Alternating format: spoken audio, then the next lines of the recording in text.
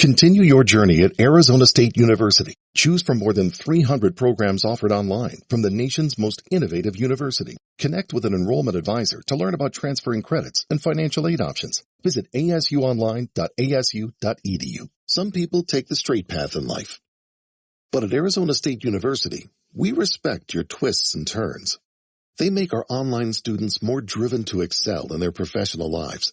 That's why our personalized suite of services empowers you with innovative resources and staff that sticks with you. Make your next turn with one of our 300-plus programs at ASU, a top 10 university for online bachelor's programs. Tap to learn more or visit us at asuonline.asu.edu. Everyone says you can't earn a respected bachelor's in business online. Everyone except WGU. They offer degrees in finance, HR, business management, marketing, accounting, IT, and even healthcare management. WGU College of Business also holds ACBSP accreditation, the same distinction as other universities, charging much more. A Harris poll showed that WGU bachelor's graduates earn more than $14,000 per year after completing their degree, and grads work for top industry leaders. Learn more today. Lead is an invisible threat. It's especially unsafe for children because their bodies and brains are still developing. Lead exposure can come from pain in homes built before 1978, dust, soil, drinking water from older plumbing, and some imported goods. To find out if your child is being exposed to lead, talk to their doctor about a blood lead test today and visit michigan.gov/myleadsafe to learn more. A message from the Michigan Department of Health and Human Services. It's on the clock. It's over. It's over. The Chiefs have won. The Chiefs have won Super Bowl 57. The best Chiefs coverage live from St. Joe is only on Sports Radio 810 WHB. I take camp very seriously. I take preseason very seriously. I think we have as good a team as anybody, and we can win it. From training camp to the Super Bowl, your home for the best Chiefs coverage is Sports Radio 810 WHB. Attention everyone, are you ready for the summer heat? Let ProBuilt Pool and Patio get you started on your summer prep. As the largest provider of fiberglass swimming pools, we have the biggest selection and offer the fastest installation times. At ProBuilt Pool and Patio, we proudly stand behind every home we serve. We make dreams come true and deliver them right to your backyard. The best time to get a pool is right now. Call us today for your free quote. ProBuilt Pool and Patio, 816-786-3893, or go to ProBuiltPatio.com. Family Leisure is finally having our summer sale. Lots of cold and rain before has led to great deals now. Come in now for the best deals of the year. Save hundreds, even thousands on Tropic Seas hot tubs, Leisure Select, Hanneman, and Jensen furniture. Locally owned and operated, shop Family Leisure for the best prices, best products, best selection. Family Leisure's summer sale happening now, where family and fun come together at Family Leisure, K10 and Ridgeview in Olathe. 913-888-7727. Awesome! If you've been dreaming of a new outdoor living area for your family to enjoy all year long, Summit Lawn and Landscape can help you design and build it. Paved and stone patios, outdoor kitchens, fire pits, outdoor fireplaces, landscape lighting, and retaining walls. Extend the comfort of your home outside with a new inviting and relaxing addition to your home. Sit by a fire, relax under the stars. Whatever you envision, Summit Lawn and Landscape can help. Call Summit Lawn and Landscape at 816-966-9434 or summitlawn.com. Sports Radio 810 WHB is your home for the Major League Baseball playoffs and World Series, NBA playoffs and finals, NHL Stanley Cup, college football playoffs and national championship, NFL Sunday, Monday, and Thursday night football, the NFL playoffs, and the Super Bowl. Only on your locally owned, locally operated hometown radio station. Sports Radio 810 WHB, Kansas City's favorite sports station, 20 years and counting. Sports Radio 810 WHB, Kansas City. Sporting KC fans, it's time. Sporting Kansas City Soccer on the exclusive home of sporting. Sports Radio 810 WHB. And now, the new voice of Sporting Kansas City, a83e Martin.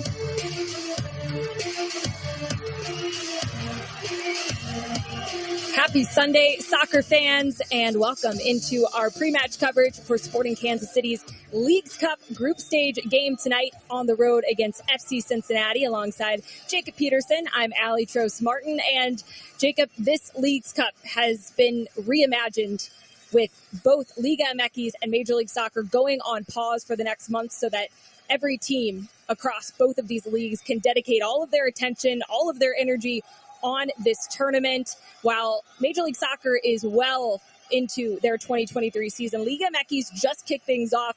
Teams are only 3 matches into their 2023 campaign, but now a chance for both leagues to go for a trophy. And not just that, but the top 3 finishing teams will punch their ticket to the CONCACAF Champions Cup, which was formerly known as the CONCACAF Champions League. So a lot on the line, some prize money as well. But for Sporting Kansas City, still trying to really make a push up the table in the regular season. How do they approach this tournament when, you know, you have a chance to win a trophy, but at the same time, you've also got a lot of work to do in your regular season as well?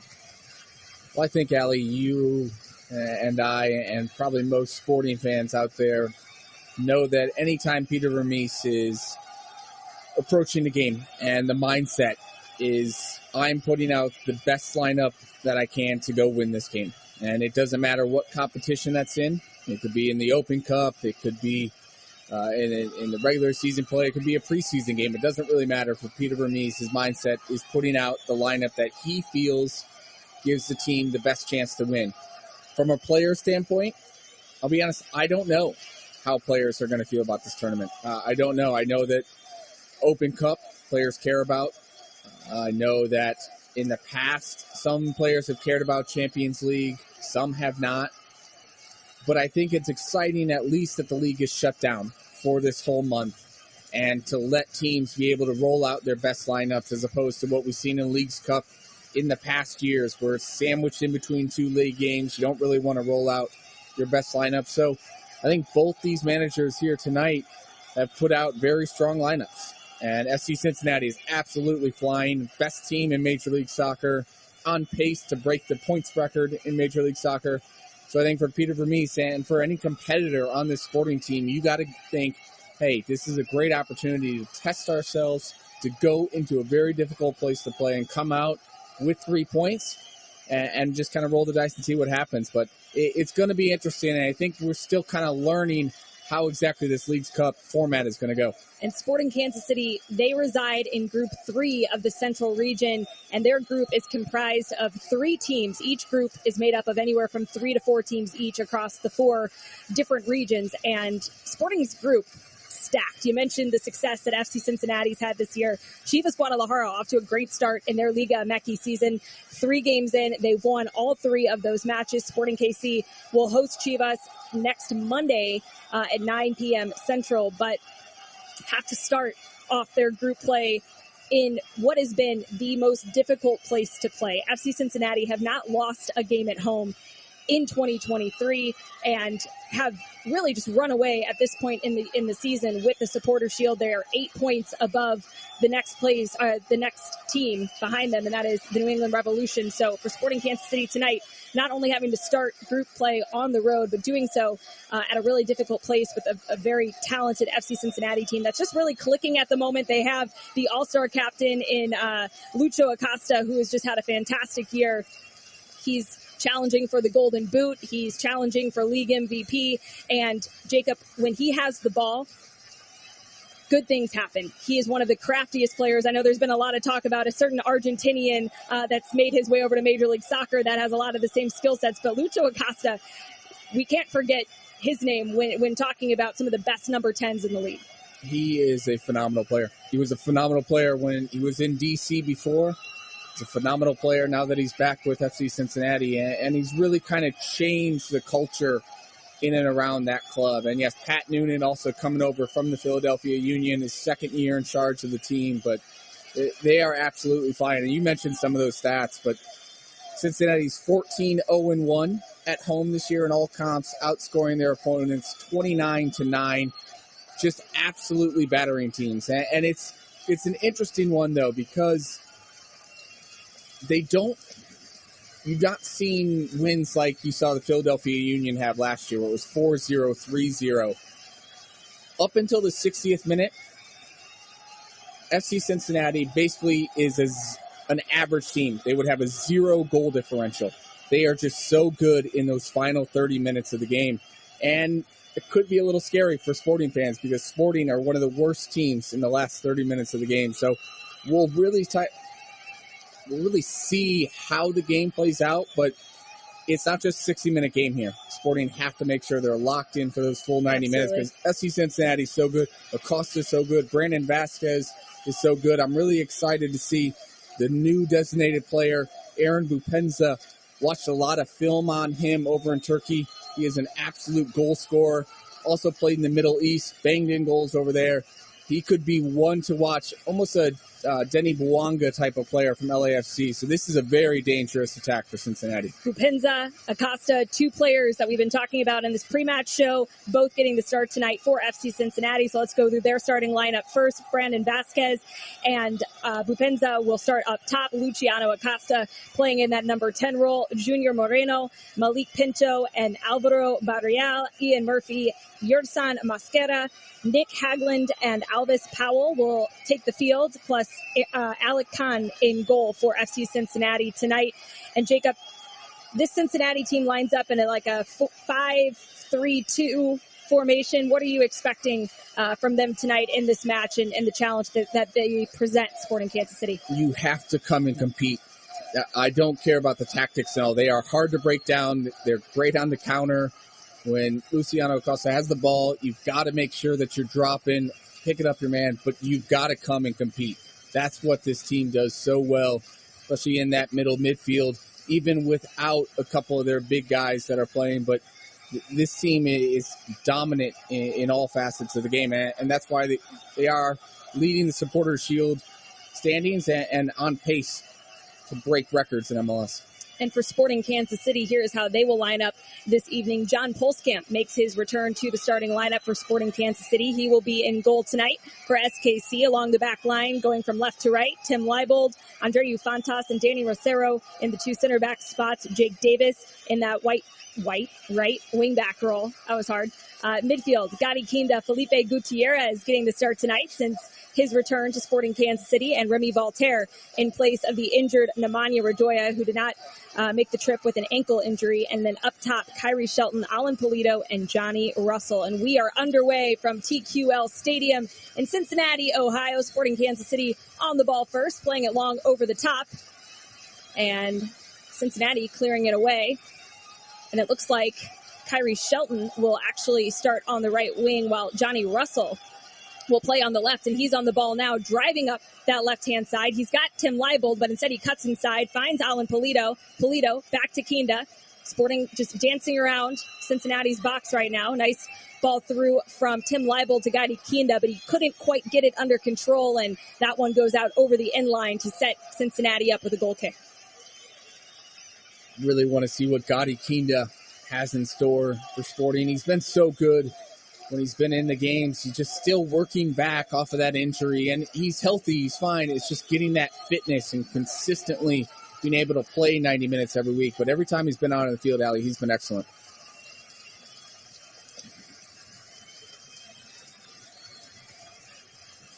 Gadi Kinda has had a great 2023 season since his return from injury for Sporting Kansas City, combining with Alan Polito to make a lot of magic on the field, especially over these last couple of months.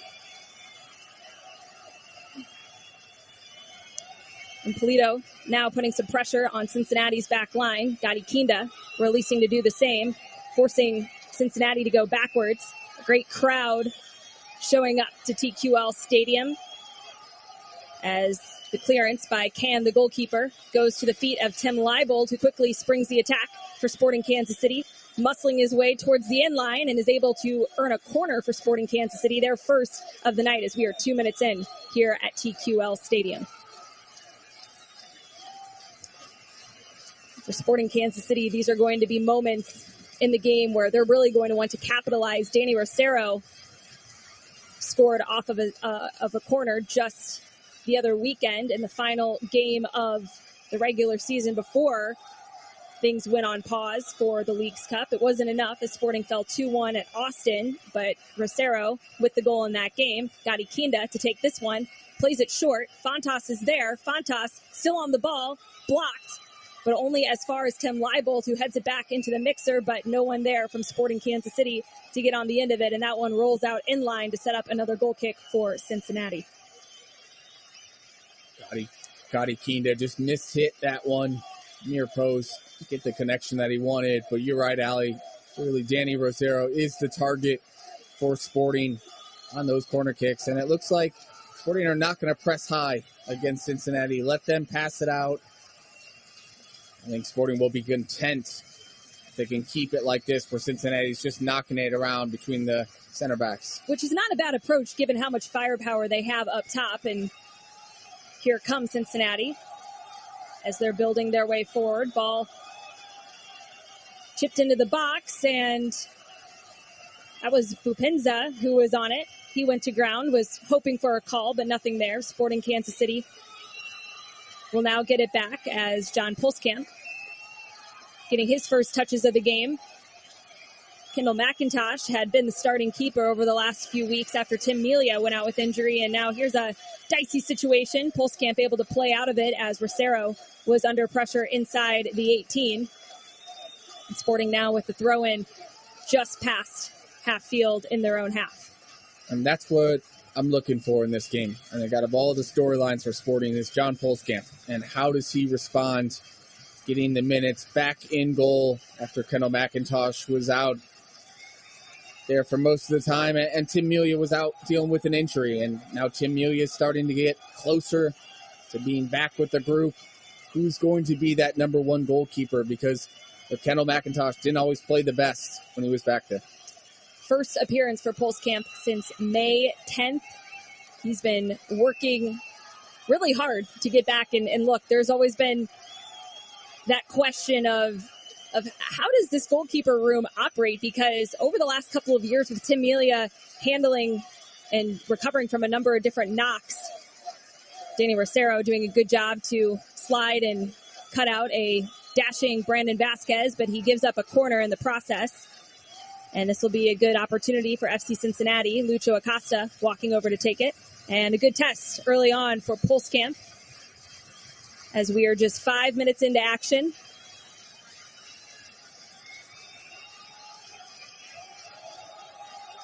Sporting Kansas City have struggled at times defensively on set pieces and crosses as well. Cincinnati will play this one short. Second ball played into the box, headed away. Pulskamp was coming out for it, and now a strike from distance. That one sails over the bar and into the stands. Sporting Kansas City get out unscathed in that one, but could have been a dangerous chance as Pulskamp had to quickly get back up to his feet and on his line. Now Sporting passing it out of the back under a bit of pressure. Jake Davis will play it long upfield looking for Polito. He's unable to get the ball, but an errant pass out of bounds gives it back to SKC, who are dispossessed. And a foul called on Sporting just at half field will set Cincinnati up for a free kick. And Moreno, still rolling around in pain.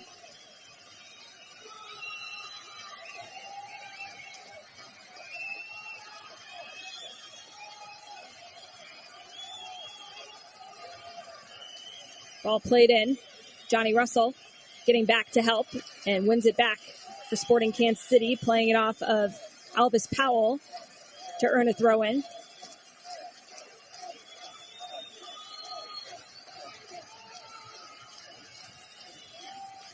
Tim Leibold looking for options. Felipe Gutierrez checking to him. Gets it back to Leibold, who's trying to take the space up the touchline. He's taken down. That'll set Sporting up for a free kick. Taken quickly, but brought back by the referee.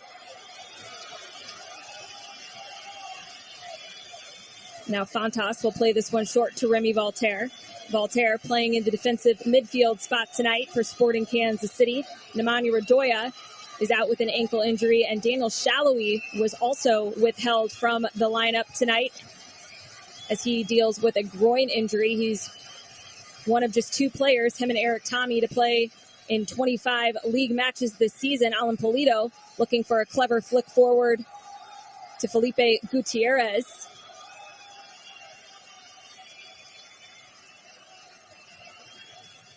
Forcing a clearance from FC Cincinnati that'll roll out on the far side for Sporting Kansas City throwing.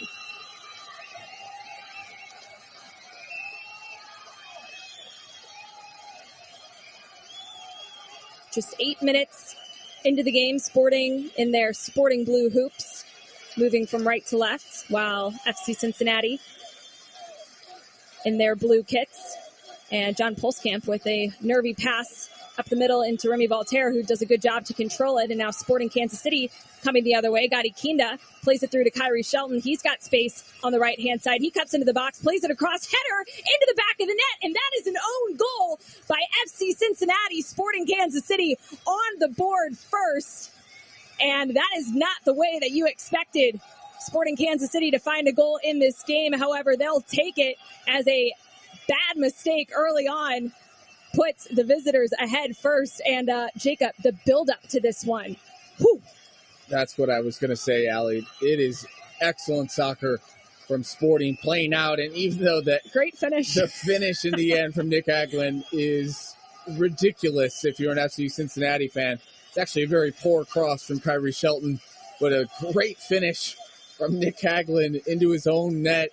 Alec Can do nothing in goal, but that build-up and playing out of the back, and you even mentioned it, a nervy pass it seemed like, because FC Cincinnati pushed so many numbers high, but because they did that and Sporting were able to beat that pass, that press, and Felipe Gutierrez had an excellent pass in the middle to find Gadi Kinda, who eventually found Kyrie Shelton down the right side. But what a goal, what a team build-up.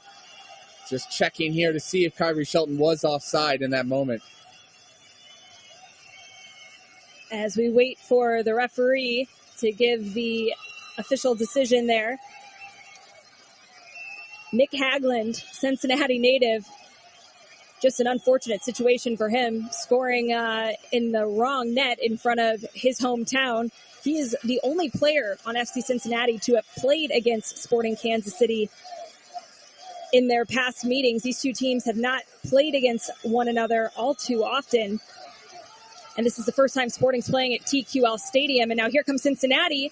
John Polskamp coming out with a big save as Bupenza was going in on goal. And Sporting Kansas City almost giving one up just moments after finding the lead on the own goal by Nick Haglund. But now Sporting trying to play out of this high pressure from FC Cincinnati as they were bringing numbers forward again. Remy Voltaire dribbling out of some congestion, switching it over to the other side of the field, finds Tim Leibold, who's taking the space out wide.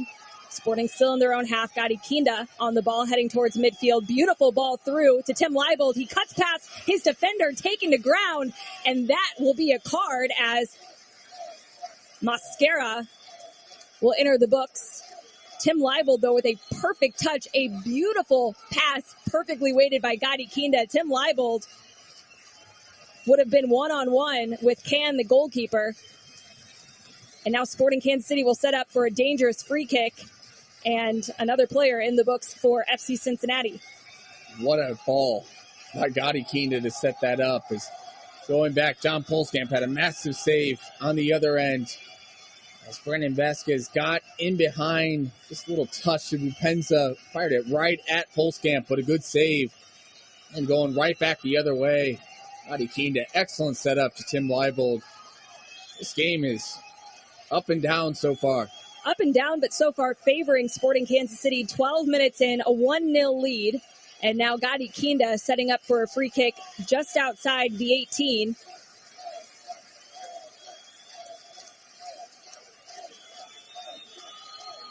As Kinda will chip it into the box. Danny Rosero will put it away. Another header. Sporting Kansas City have doubled their lead. 2 headers, 12 minutes in, and what a dream start for Sporting Kansas City in this Leagues Cup match against the team that has been impossible to beat at home in Major League Soccer.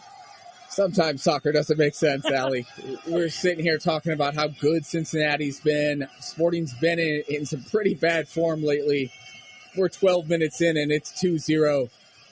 What a ball from Gadi Kinda. Teasing ball. Danny Rosero beats his man. I'm not sure if that was Nick Hagelin.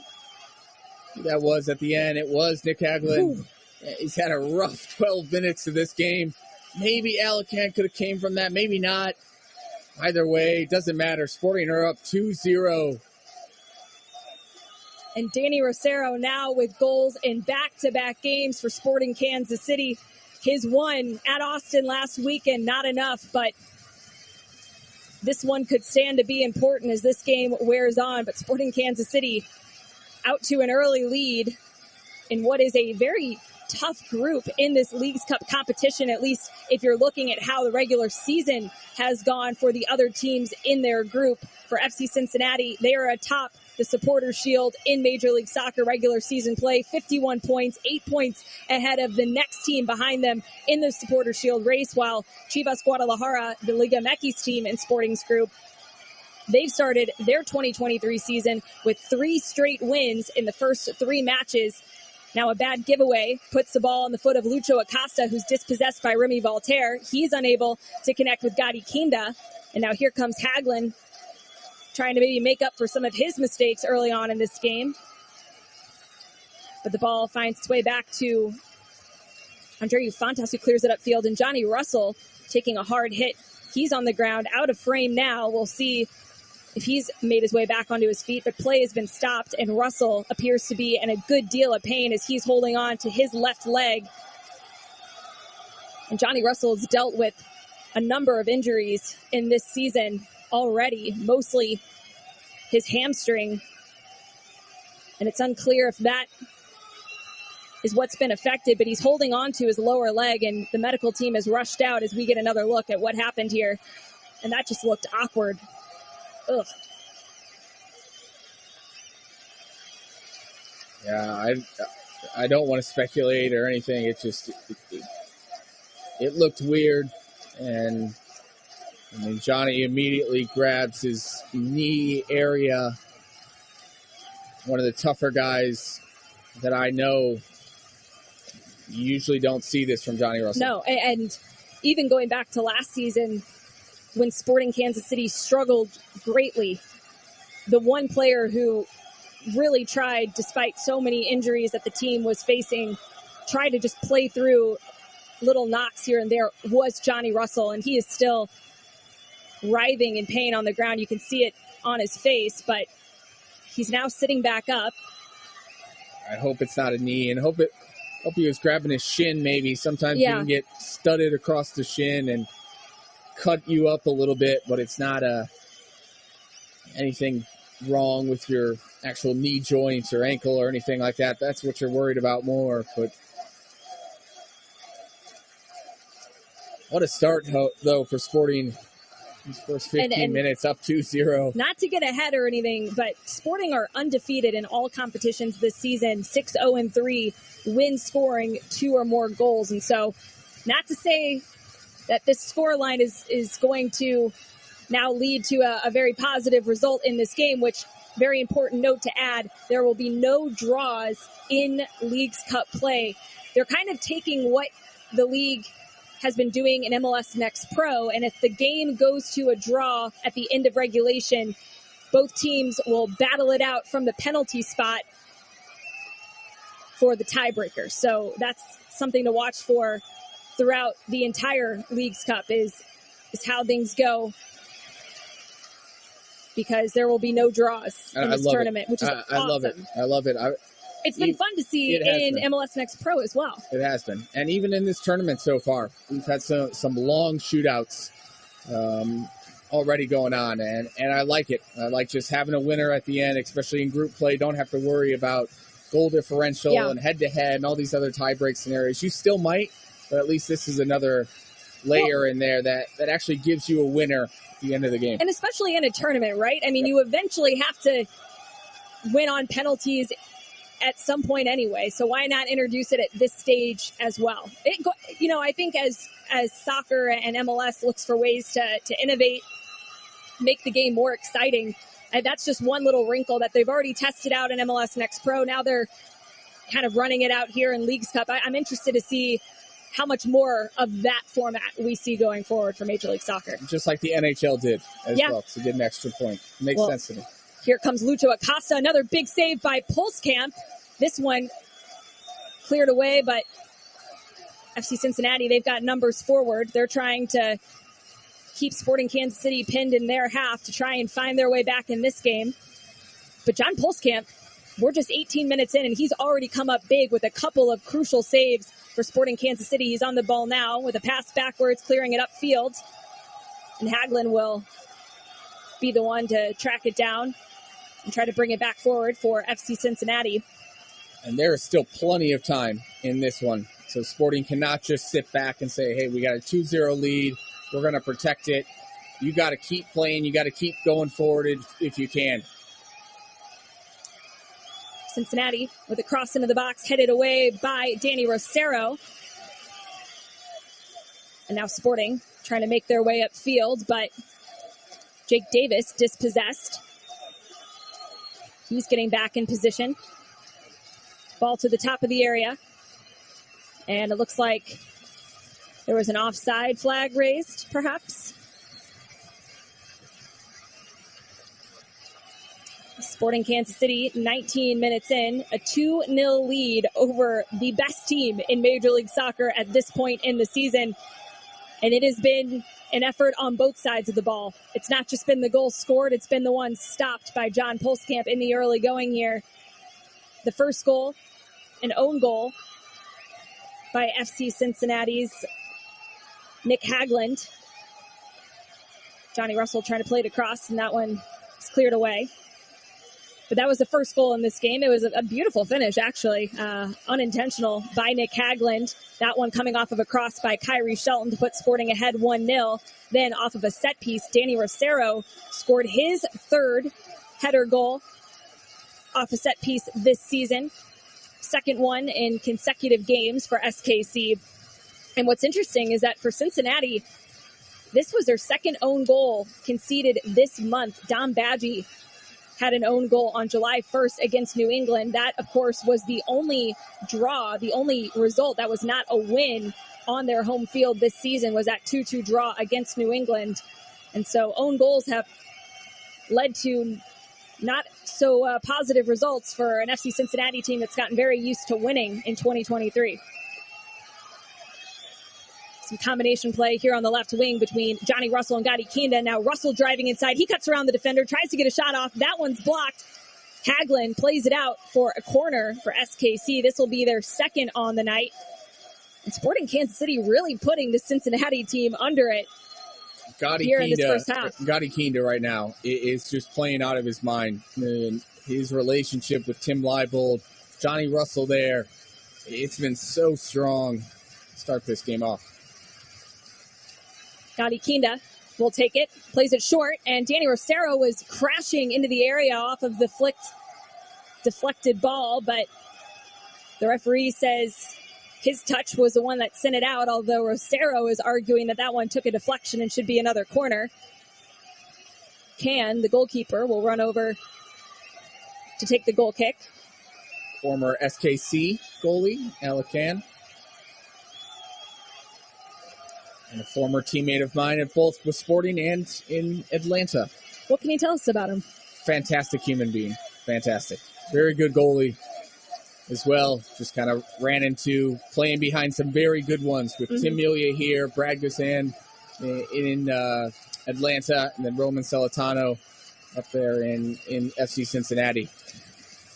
Well, Can is in a tough spot right now as Cincinnati trailed 2-0. The first time that they've trailed by that scoreline at home this season. And Sporting Kansas City picked the ball back up in the midfield, but Felipe Gutierrez was just too heavy of a pass. He and Johnny Russell not on the same page, as that would have been a good opportunity for Sporting to get out on the break.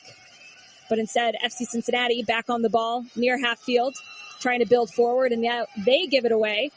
Ball finds Alan Polito. Haven't said his name much in this game so far. He gets it out wide to Kyrie Shelton, who's got a bit of space. Shelton cuts it back, trying to play it into the middle to Gutierrez, but that pass gets cut out, and now here come FC Cincinnati. Yet another giveaway. Sporting Kansas City winning the ball back. Gadi Kinda. Hot potato here, Allie. Nobody wants the ball. Nobody wants it, except for Gadi Kinda, who has arguably been the best player in this game up to this point, 23 minutes in. He plays it across to Tim Leibold. Sporting find their way into Cincinnati's half. Johnny Russell, though, goes backwards. And now the back line passing it around, slowing things down. Jacob, you seem to be in agreement with that decision after a little too much sizzling potato in the middle. It was just chaotic. Neither team could make 3 passes and keep the ball. You just sometimes got to slow it down. Don't try to go right away. But I got to say, Remy Voltaire so far has been so good in breaking up passes, causing any sort of attack to kind of fizzle out right through the middle of the field. Playing in that number 6 position with Temanya Bedoya out with an injury. And Johnny Russell playing out on the left wing. We talked before the game, unsure of where he'd line up, given that Daniel Shallowy's out and Kyrie Shelton typically plays on the right-hand side. Or both Johnny Russell and Kyrie Shelton play on the right-hand side. Now a bad giveaway by FC Cincinnati. Sporting driving forward. They've got numbers. It's Johnny Russell coming up the middle. He tries to slip it through to Gutierrez, but that one is cut out. Tim Leibold sprinting forward to try to win it back. Hill instead played out of bounds on the near side for a throw-in, but looks like Johnny Russell is the one taking a bit of the blame for how that, I don't want to say golden opportunity, but very good opportunity unfolded. I'll just say both Johnny Russell and Felipe Gutierrez look their age on that counter right there, because that was very poor on all accounts. Well, Johnny Russell wins it back and gets it inside to Polito, who has a go, and that one is stopped by Can, but a nice shot by Alan Polito. Again, haven't said his name that often through the first 25 minutes of action, but all Polito needs, as we know, is a little bit of space and a decent chance around the goal, and he can make magic happen. He has been by far not just the best player for Sporting Kansas City over the last couple of months, but one of the best players across all of Major League Soccer. He earned MLS Player of the Month in June for his 7 goal contributions, has a team high of 10 MLS goals, which is tied for 5th in the league, and leads Sporting KC with 11 goals across all competitions this season with 14 total goal contributions. He has just been on fire for Sporting Kansas City as of late.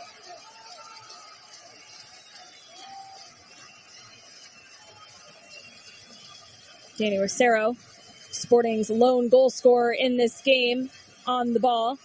The other goal coming from FC Cincinnati, an own goal by Haglund.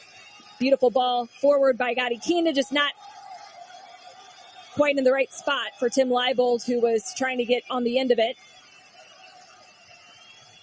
And now FC Cincinnati looking to build out of the back in an unfamiliar position right now, as they have never, at least this season, trailed by a scoreline of 2-0 at home.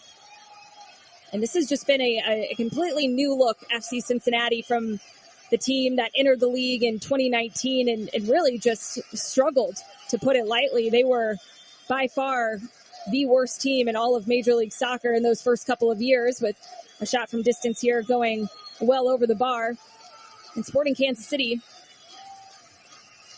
are meeting FC Cincinnati for just the 3rd time in Cincinnati's young history. Each of the previous 2 encounters took place at Nippert Stadium in Cincinnati. So this is the first time playing at the new TQL Stadium.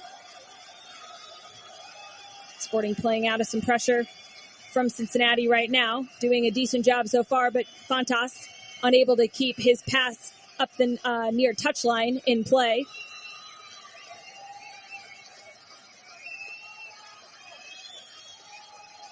Lupenza Cincinnati in the box, another block by John Pulskamp. This one at the near post. It'll go out for Cincinnati corner, but John Pulskamp angling his body perfectly on a couple of dangerous chances in this first half from Cincinnati. Villarreal just skirts away from Jake Davis there. Too easy from Jake Davis. It's those type of moments where you can tell that he's a converted right back. Not his natural position. He's got to get better in those 1v1 moments. Ball played into a wall of Sporting Kansas City players who send it out of bounds on the far side for a Cincinnati throw-in. Villarreal had it. Ball played into the box, and that one, the connection is made by Vasquez, but it barely pops over the bar. And SKC a bit lucky as we get another look. That is awkward to say the least. It is, and Brandon Vasquez is saying he wants a pull on the arm. Andre Ufantas, there was contact. He did pull him down. Probably did impact the shot. I'm not sure if it's going to be enough to look at for VAR or not, but Brandon Vasquez, at least Andre Ufantas, did enough to make it difficult for Vasquez. Well, it looks like Sporting Kansas City will get out of that one with no look as Pulskamp plays it out via goal kick, and now Sporting Kansas City trying to control it. Ball goes all the way back from Leibold to Pulskamp, coming to the top of the 18, and playing it back upfield, looking for Kyrie Shelton. Felipe Gutierrez gets on the end of it, and now Sporting are able to bring it under control thanks to Alan Pulido. Gadi Kinda now finds his way on the ball. He's driving towards Cincinnati's 18, now out wide to Johnny Russell. Back across to Pulido, who plays back to Leibold. Leibold now coming forward. He flips it out wide to Johnny Russell. Russell inside to Pulido.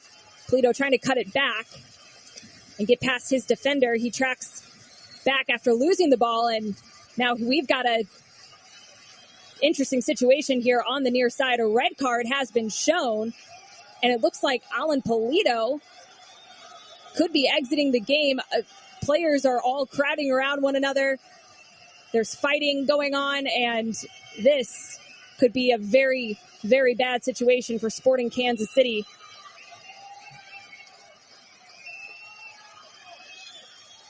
As the medical staff has come out, Alan Pulido has been shown a red card, and I want to see another look at how this unfolded, Jacob. You just wrote on a piece of paper and showed me just in big bold letters, Chivas. This would eliminate Alan Pulido from Sporting's next group stage game against his former team, Chivas Guadalajara, at Sporting Kansas City.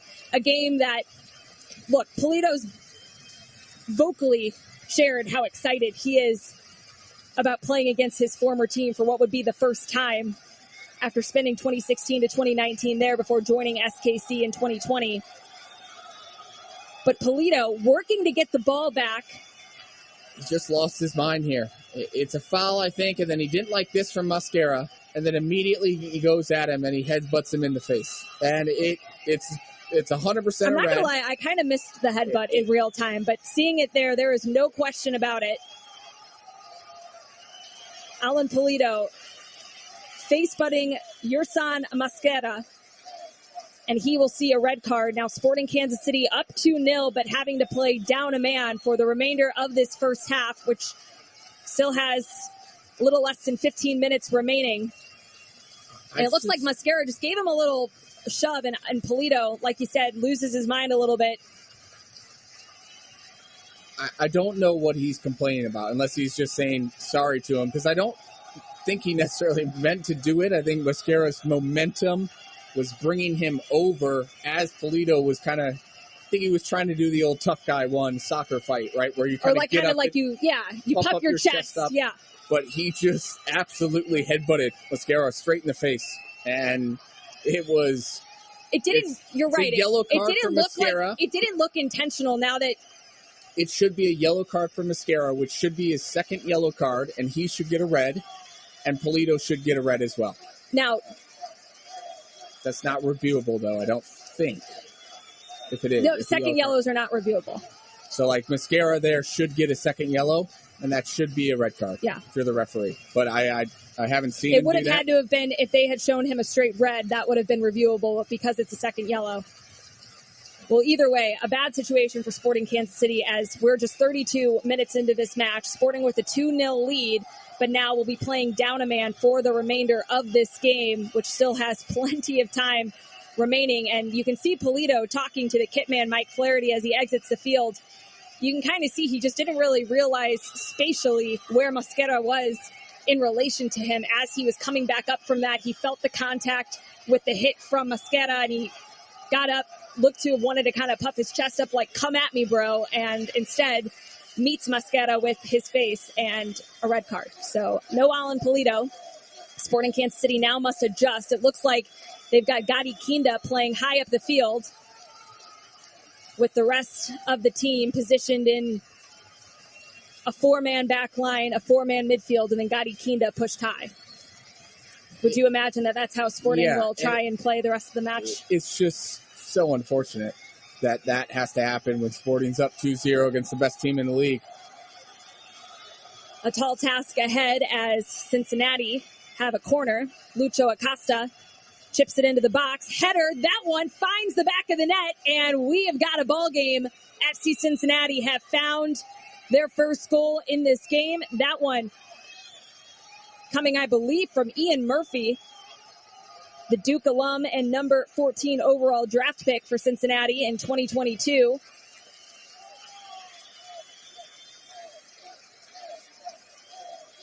And Cincinnati's good at set pieces. And this is kind of a short one, a 2-man game. Acosta chips this one up. Murphy rises up, hits the post, and then comes back off of John Polskamp. I mean, that's an own goal on Polskamp. It doesn't really matter for Sporting.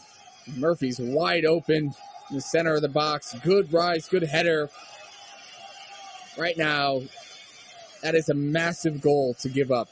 After you just got a red card, you give up a goal. All the momentum now is with FC Cincinnati. This is going to be a very tricky game for Sporting the rest of the way. I think the referees are looking over too at Sporting bench.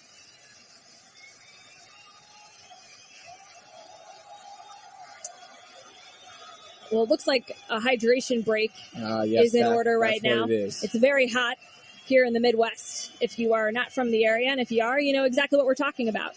But this is, Jacob, the 4th time that Sporting have played down a man this season. So it's a situation that they've been in before. However, it's not one that they've necessarily found success being in. As the game at New England, they lost. The game at San Jose, they lost. The game at home against Seattle, they lost. And tonight, they've got a lead 2-1 over Cincinnati, but still plenty of time. And while it was a poor start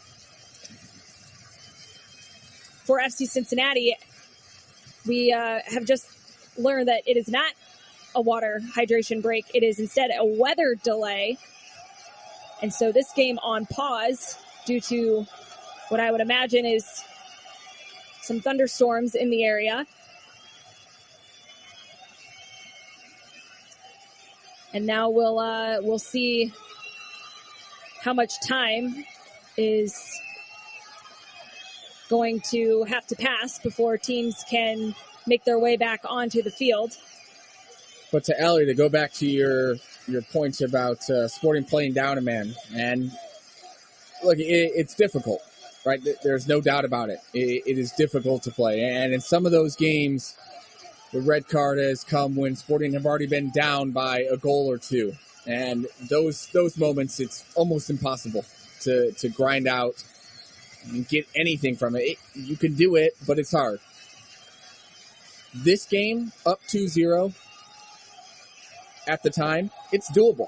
It was doable to get out of this game and to get at least send it into that mini penalty shootout as we talked about. But the best teams find a way to grind out results, find a way to win close games. And Sporting, given giving up that goal right after the red card, right before this weather delay has just come upon us, it's indicative of who Sporting have been all year.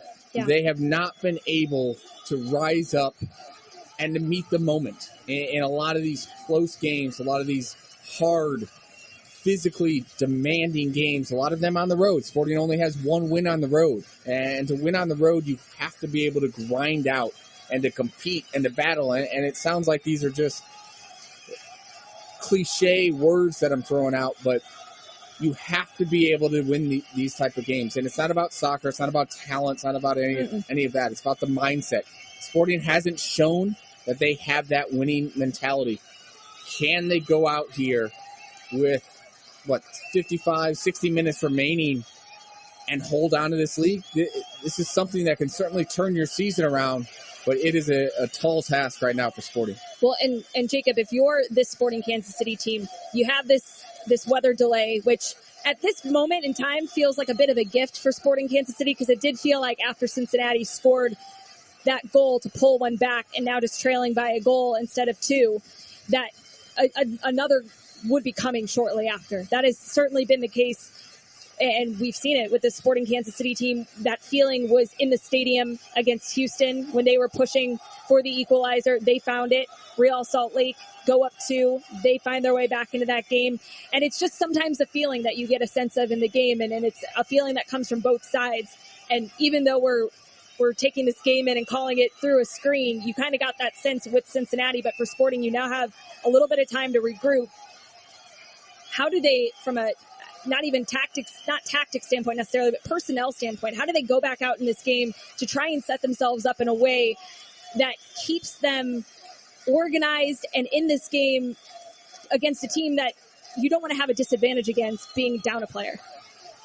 I actually think it could be a good thing for Sporting, right? That this weather delay happened. You mentioned it, that momentum, right, was all coming Cincinnati's way, and this pauses all of that. And some fans are going to stick around depending on how long the delay is. Some fans might go home. The energy level in the stadium could dissipate a little bit, but Peter Vermees and his staff can get together and can set up their plan. All right, do we use a substitution right now? Do we save it until halftime and use a couple there?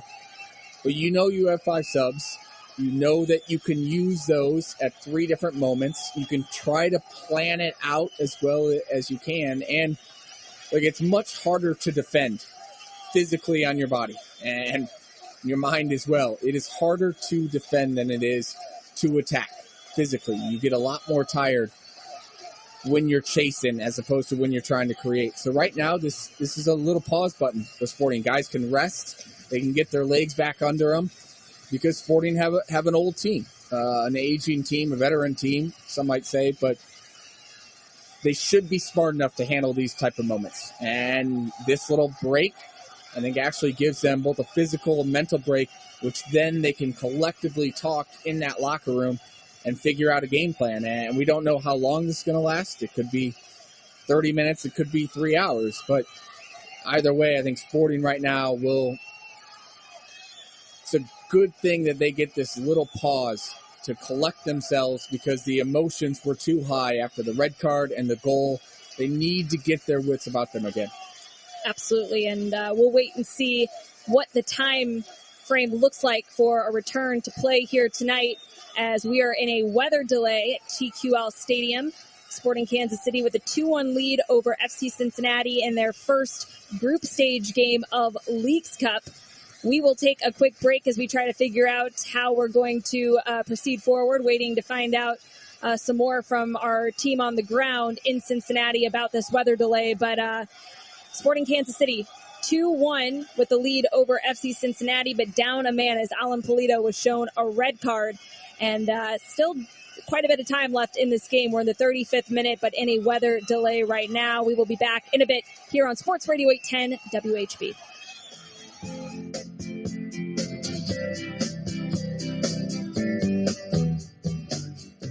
Zeros on the clock. It's over. It's over. The Chiefs have won. The Chiefs have won Super Bowl 57. The best Chiefs coverage live from St. Joe is only on Sports Radio 810 WHB. I take camp very seriously. I take preseason very seriously. I think we have as good a team as anybody, and we can win it. From training camp to the Super Bowl, your home for the best Chiefs coverage is Sports Radio 810 WHB. Attention, everyone. Are you ready for the summer heat? Let Pro-Built Pool and Patio get you started on your summer prep.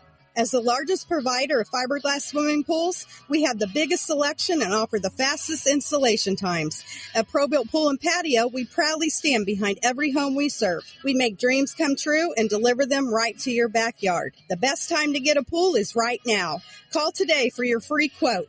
Pro-Built Pool and Patio, 816-786-3893. Family Leisure is finally having our summer sale. Lots of cold and rain before has led to great deals now. Come in now for the best deals of the year. Save hundreds, even thousands on Tropic Seas hot tubs, Leisure Select, Hanneman, and Jensen furniture. Locally owned and operated, shop Family Leisure for the best prices, best products, best selection. Family Leisure's summer sale happening now, where family and fun come together at Family Leisure, K10 and Ridgeview in Olathe. 913-888-7727. Awesome. If you've been dreaming of a new outdoor living area for your family to enjoy all year long, Summit Lawn and Landscape can help you design and build it. Paved and stone patios, outdoor kitchens, fire pits, outdoor fireplaces, landscape lighting, and retaining walls. Extend the comfort of your home outside with a new inviting and relaxing addition to your home. Sit by a fire, relax under the stars. Whatever you envision, Summit Lawn and Landscape can help. Call Summit Lawn and Landscape at 816-966-9434 or summitlawn.com. Sports Radio 810 WHB is your home for the Major League Baseball playoffs and World Series, NBA playoffs and finals, NHL Stanley Cup, college football playoffs and national championship, NFL Sunday, Monday, and Thursday night football, the NFL playoffs, and the Super Bowl. Only on your locally owned, locally operated hometown radio station. Sports Radio 810 WHB. WHB, Kansas City. Welcome back to our coverage of Sporting Kansas City on the road, taking on FC Cincinnati in Leagues Cup group play. 35 minutes into the match, and we have hit a weather delay, looking like it's going to be 30 minutes until teams will take the field again. So we will throw it over to ESPN in the meantime. So check back with us here in 30 minutes. Sporting Kansas City with a 2-1 lead at the moment over FC Cincinnati, but will be playing down a man the rest of the game. Alan Polito shown a red card, which also means he will miss Sporting's next match of group play against Chivas Guadalajara, his former team. Just worst case scenario. And we will wait and see how Sporting Kansas City manage the rest of this match as they try to pull off a win with just 10 men against one of the best teams in Major League Soccer, being FC Cincinnati at their home at TQL Stadium. So we will take a break and send it over to ESPN. Check back with us in 30 minutes as we are in a weather delay. Sporting Kansas City 2, FC Cincinnati 1 in this first game of Leagues Cup for SKC. We'll be back in a bit. He is what you want as the leader of your program. Guys follow him. You hit a home run, then you go play in the spring game because he didn't have to. The coaches would have excused him from the spring game, but he wanted to, and that was a message to his teammates. Playing hurt in their bowl game last year where he's dragging a leg from a bad hamstring injury. That's the kind of player that you're getting. It means something to him. He's tough. He's the leader of the program, and I think everybody else just falls in place. UCF, though, Dusty, they're set up of all four teams coming in with the most experience and a schedule that allows them, I think, an easier transition into the Big 12 more so than any other. Guys, much more to come right here on College Football Live when we come back. It's not just Big 12 we're talking today. We're talking Notre Dame. Marcus Freeman getting ready for year 2 at the helm of Notre Dame. Find out his plans for the team's opener in Ireland. He joins us on College Football. Anyone who has ever needed self-storage knows what a hassle it can be. You have to rent or borrow a truck and then find someone to help you move your stuff. And let's face it, moving furniture and heavy items without damaging them isn't easy. Renting the unit is worse. The hidden fees and admin costs are scarier than the dingy facilities you're leaving your stuff in. Why not use Closet Box instead? Closet Box is self-storage without leaving home. They'll pick up your belongings, store them securely, and bring any item back when you need it. The best part? Unlike traditional self-storage, you only pay for what you store. No paying for unused storage space. Closet Box's background check storage movers are licensed, bonded, and insured and will take care of all of the heavy lifting. Closet Box's local storage centers are temperature controlled and monitored 24/7. Closet Box has an A+ rating from the BBB. Call 877-233-5696 now for the season's best rates. Get $50 off first month storage using code Radio50. That's 877-233-5696. 877-233-5696. You can't miss Canty and Carlin, pound for pound, the biggest show on ESPN Radio. If you were to cash in the $1 billion Powerball ticket, what are you doing? I'm trying to buy a team. I'm trying to buy an NBA team. I'm trying to buy a piece of an NFL team. Here's what I would do, and I want to run this by you. When I find out that I win, I'm going to have a lawyer draft up a contract. I'm going to gather all my friends and family that would get some money in a room, present them with the contract, let them know I won the lottery, and I'm going to tell them, you're going to get money, you just don't know when or you don't know how much. You have to sign this contract. And if you ask me for money before or after you receive it, you have to pay me back all of the money, every single penny, so that you don't view me as an ATM. Michelle, I love the plan. I played in the NFL for over a decade. So I already had my family looking at me as an ATM, and I have no problem with telling people no. So I don't know if I'd even need to go that route in terms of putting together a plan, because they already know they're not getting a damn dime from me. That's just how I roll. I'm all about money. Canty and Carlin, weekdays at 3 Eastern on ESPN Radio and on the ESPN app. Your morning start on ESPN Radio.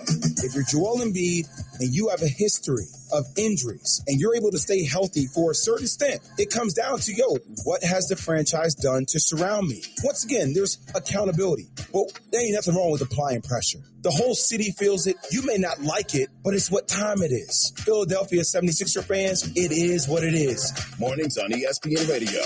It starts at 6 Eastern on ESPN Radio and on ESPN2. The biggest names in sports are on ESPN Radio. Victor Wembanyama joining us. It wasn't much of suspense, but still, the emotion is there, After I was called in front of everyone, that music before he said my name and stuff, that was so special. Justin Simmons, the outstanding safety of the Denver Broncos. It really just gives you the picture of how important details are. Just in the few months that I've had the chance to be out there on the field and go through OTAs, that's probably been the most eye-opening aspect of coach. The American League starting pitcher Garrett Cole joins me. Boy, is it special. I tell you what, I've watched a few of these games. It seems every time when I've been to one of them, the Hall of Famer has started. Scoot Henderson joins us right now, the number 3 pick in the draft. Your nickname, Scoot. Your brothers and sisters said it was when you were a toddler and you'd scoot across the floor, but your parents are saying, no, we just made up the name. Settle it once and for all. I'm going to go with scooting on the floor. The biggest names in sports are found here on ESPN Radio. Yo, check this out from Canty and Carlin. Draymond Green is saying we're both adults. I look forward to talking amongst men. Yeah, bro, but you're talking like a toddler. You're talking like a kid in middle school that's got beef. You grown man. What happens on the court is grown man business. It's real life. That's how you feed your families. And guess who you need help from in order to do your job? Chris Paul. So why don't you act like it? It's ridiculous. Canty and Carlin, weekdays at 3 Eastern on ESPN Radio and on the ESPN app.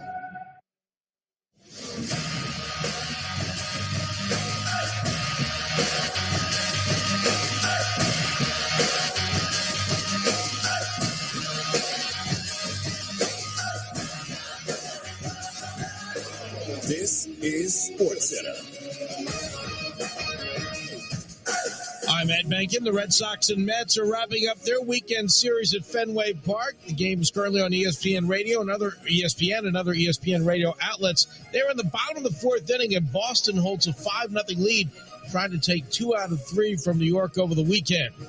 Also in baseball, the Orioles now have a 2-game lead over the Rays in the AL East. Baltimore topped Tampa 5-3. The Twins finished off a sweep of the White Sox as they beat Chicago 5-4 in 12 innings. Their lead in the AL Central is now 3 over the Guardians. Cleveland lost to Philadelphia 8-5 in 10 innings. Scott Rowland and Fred McGriff are the newest members of the Baseball Hall of Fame. Both were inducted today in Cooperstown.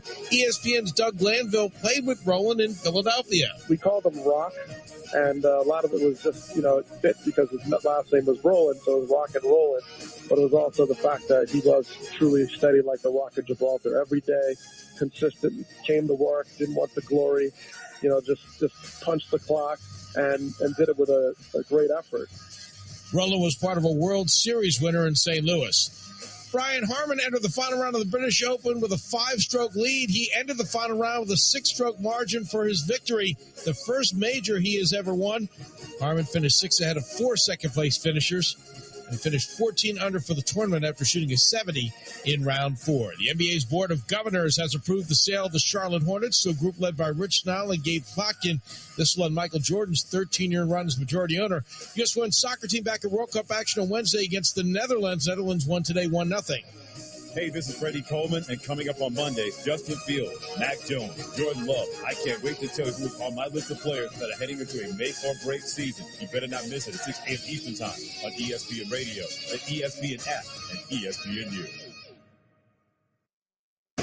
Welcome back into College Football Live. Let's switch gears now and talk about the Irish in year 2 of the Marcus Freeman era. And it comes with a change at quarterback. Sam Hartman, he transferred from Wake Forest. He was one of 7 players to record at least 3,500 passing yards, 35 passing touchdowns. The Irish could use that. They ranked 87th in FBS passing yards last season. They've also got a new offensive coordinator this year. They promoted tight ends coach Jared Parker to replace Tommy Reese. Freeman and Parker, they were assistants together at Purdue and Cincinnati. Now we'll see what that offense looks like this year. As for the defense, got to feel the hole left by Isaiah Foskey. He had 11 sacks last season. That was tied for the 6th most in FBS. He's off to the NFL, and we are joined now by their head coach, Marcus Freeman. Also, Sam Acho with us now to help get into this interview. And, Coach, we appreciate the time today. I want to talk with you first about the start of your season. And it doesn't get much more Irish than going to Ireland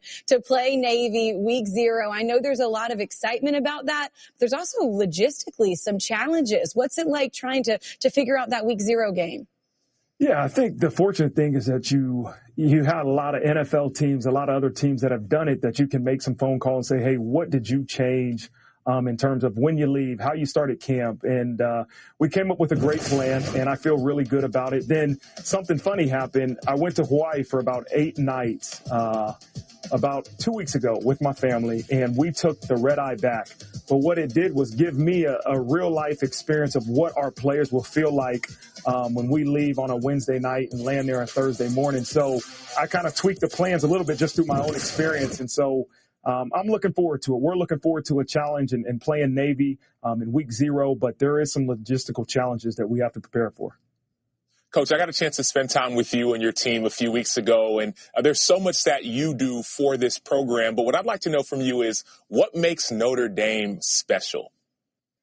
Well, I think it's the pride, the history, the tradition. And sometimes you think about that, you think boring, but it's so special. And I didn't know that before I got here. I probably had the same perception of many others have. It's like, oh, it's a great football school. It's tradition. It's Catholic. And then you get here and you see the pride that the Notre Dame network has, the people that have come through this place. And that's what makes it special. There's a lot of pride in the football program, but a lot of pride in the university itself. I've covered Notre Dame from afar the last 4 seasons and got to go on campus for the first time this year, and you feel it as soon as you get on campus, exactly what you're talking about right there. And, Coach, you've got some passionate fans as well, and you guys last year finished 9-4. You get a bowl win, but it was a tough start to the season with the 0-2 start in your first year. What did you learn from that stretch that can help you now in year 2?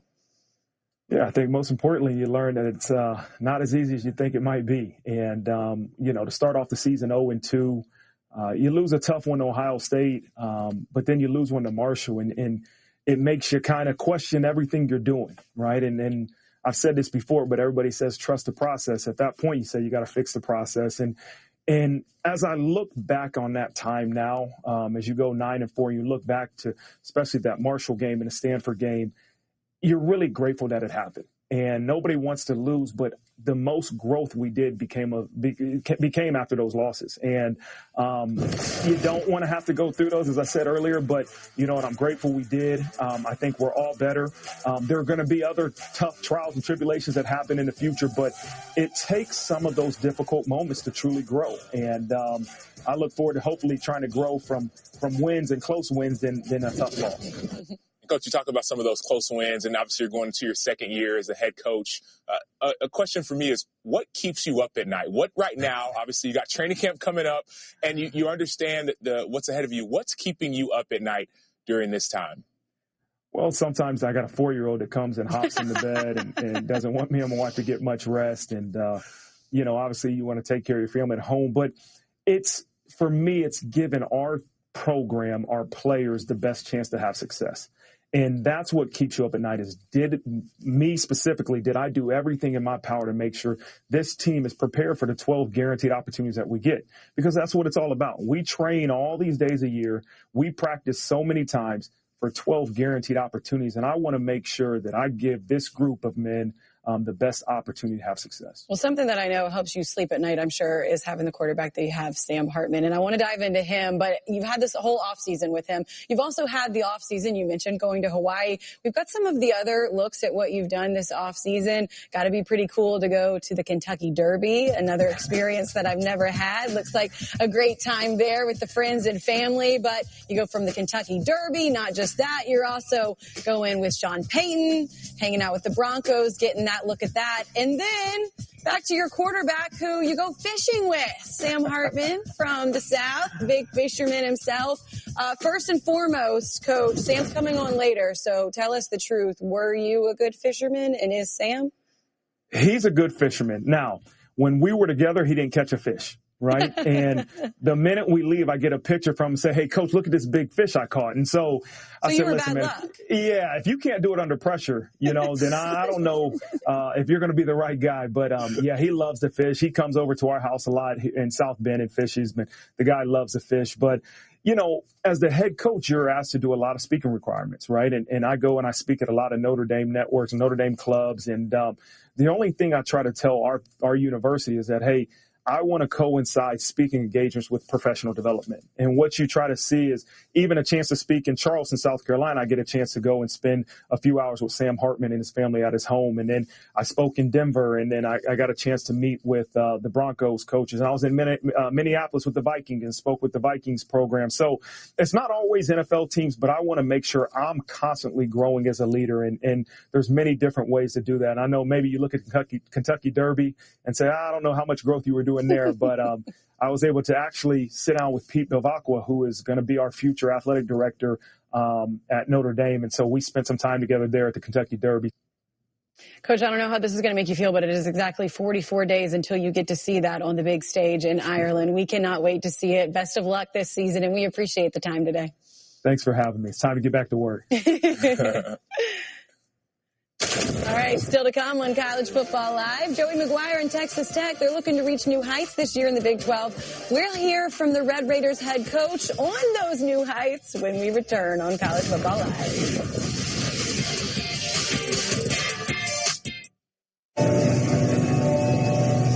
I love sports. I just wish they could be with me always. They say you don't choose the app chooses you. It is everything I could ever want in a sports companion. It can stream the games and shows that I love, and it's there whenever I need it. I never thought I could find an app that loves sports as much as I do. Until now. Download the ESPN app to stream ESPN Radio and all the ESPN networks now. Canton and Carlin. We don't see a lot of quarterbacks win in the postseason when they're age 40 or older. As a matter of fact, we've only seen 3 quarterbacks in the history of the NFL do it. That's Tom Brady, that's Drew Brees, and that's Brett Favre. That's it. That is the list. So, I get it. Tom Brady did it down in Tampa, and everybody's thinking that the Jets could recreate that same situation with their young team and Aaron Rodgers, but there's a difference between Tom Brady and Aaron Rodgers. There's a reason why Tom Brady's been to 10 Super Bowls and Rodgers has only been to 1. We have never said that Aaron Rodgers is one of those guys that we're going to say he brings the intangibles from a leadership standpoint that you're looking for in your locker room. We've said that time and time again about Tom Brady. So I get that Jets fans are hopeful that this is a new leap for Aaron Rodgers, but when I look at the expectations, it's going to be a heavy lift for Aaron Rodgers to be the quarterback that this team needs him to be in order for them to win a championship. Canty and Carlin, weekdays at 3 Eastern on ESPN Radio, the ESPN app, and on SiriusXM Channel 80. The biggest names in sports are on ESPN Radio.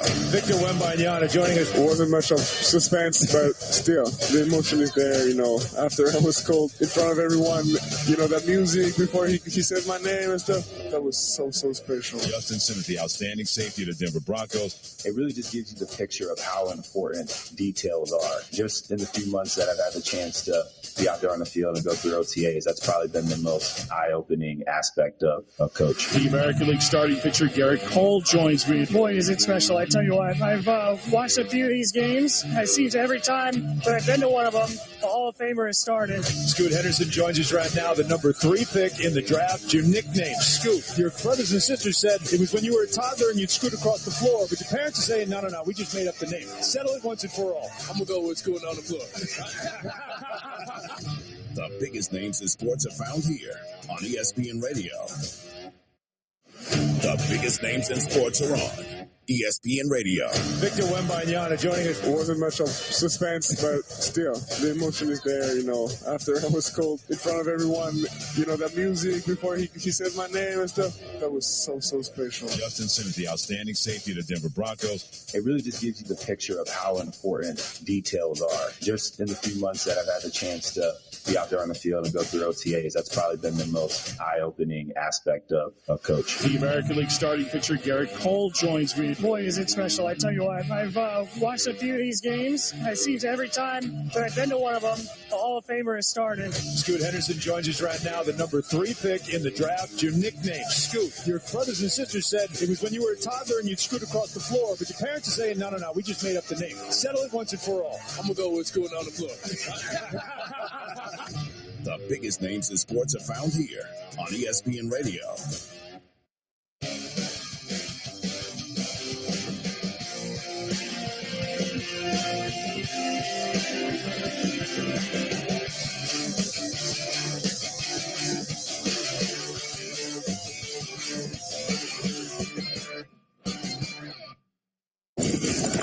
Welcome back into College Football Live, day 2 of Big 12 Media Day. Wrapped up today. And we're going to talk some Texas Tech because Joey McGuire, he's got plenty of good to build on from year 1. And he's not just getting the buy-ins from the fans because of the 8-5 record they had last year. He also set social media ablaze. Let me take you back to April. Texas Tech football challenged its fans on Twitter to get head coach Joey McGuire to safely climb one of the cranes that was over Red Raiders Stadium. So you're taking a look at the crane, and before you can do that, you got to get the family to weigh in, right? They had some thoughts on the stunt. His wife giving the firm shake of the head by tweeting, I don't think so, McGuire. Look at that angry face afterwards in the stop sign, not having it. Plus, his daughter, Reagan, asked for at least a delay, tweeting, can you at least wait to do this until after you walk me down the aisle in a few weeks? That seems like a pretty reasonable ask. May 6th, Coach McGuire, he did indeed walk his daughter, Reagan, down the aisle. Congratulations to the family on the beautiful ceremony. But then on June 19th, you get the retweets, you put it out there, and then you hold true to your word. Coach McGuire, going through the safety precautions ahead of time, makes the climb and gets to the top. Cashes in on what he said he was going to do. Our Pete Thamel catching up with him today on the ground. We're here with Texas Tech coach Joey McGuire, fresh off a crane climbing 220 feet after 3,000 retweets on the Texas Tech social media site. Joey, walk us through climbing up that high. Well, first 3,000, and it's Texas Tech. You would think that we would have gone like 10,000. I knew I was going to have to do it once they said 3,000 because it went really quick. But I'm not scared of heights. I'm kind of an adrenaline junkie to an extent, and it was an ordeal. I mean, I had to go meet with their safety officer. I had to sign some paperwork. I had to wear certain clothes, and it was really incredible. The view from the top. seeing Lubbock from that, seeing Jones AT&T Stadium from that view was really cool. And then, of course, we got a great shot. Our video guy came up, and we had a drone and all that. And so we got to use with season ticket holders. And so that was always good. Was it harder to climb up or climb down? Oh, harder to climb up, without a doubt. Coming down was really easy. It was funny. Tyler Shuck was yelling at the bottom, "Hey, you're halfway up." And I was like, man, I got to take a couple of deep breaths because, going up that thing, it was taxing, but coming down, it was a breeze. Opposing defenses had to take a couple of deep breaths last year with the way your offense came out under Zach Kitley. Walk me through, Joey, the case for optimism that Tyler and company can really take another step forward this season. Well, I think it starts a little bit with Tyler having, for the first time in his collegiate career, the same offensive coordinator. He's had a different offensive coordinator every year previous to this, and so I think that's huge. I think we're a lot better up front, and that was those guys, they would be the first ones to tell you that, they really had to grow. We had a lot of inexperience in the offensive line. And so I think we're better up front. And whenever you have a quarterback that's year two, the talent that he has, you have the opportunity to be really good on offense. And Dusty Dvorak, Andre Ware back with us now. I want to talk about Texas Tech, but first of all, I know it's been a long 2 days for you guys. You're ready to get out, probably a plane waiting. How many retweets would it take for you to do the rest of this show from the rafters at AT&T Stadium? Andre, would you climb up there? 50,000, Kelsey, at least. I do not like heights. I give it up. That seems doable. I give it up to Joey McGuire. That was impressive. Andre? That's not a number on – there's no number on that. I won't admit to being scared of heights, but I have a dislike for heights. I was good until they showed the drone, and then you were looking down, and I was like, no, I'm good right where I am. Texas Tech seems to be good right where they are as well, you guys. Last year, TCU was the team that really came through, exceeded all expectations. Dusty, could Texas Tech be that team this year? Yes, they could be. I'm very high on the Red Raiders, and I'm high on Joey Juice because that's what Joey McGuire brings, juice, every single day. That infectious personality has permeated throughout that program, that fan base. And they did something last year, beating Oklahoma, beating Texas in the same year that's never been done in the history of Texas Tech Red Raider football. If Tyler Shuck can stay healthy, watch out for Texas Tech. Tyler Shuck, when he started and finished games, he's 8-0 in his career there at Texas Tech. Dre, I know you think he might be the most talented quarterback in the league. Yeah, I think he's got the most arm talent coming into the season than anybody else in the Big 12. He can touch every area on the field.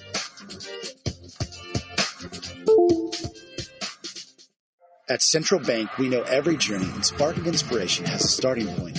It's practice, persistence, and the support of an entire community. As a proud community banking partner of Sporting KC, Central Bank is there for every step of the journey because we believe the dreams we pursue together have the greatest impact. And with Sporting Checking and the official Sporting debit card, you can be the inspiration.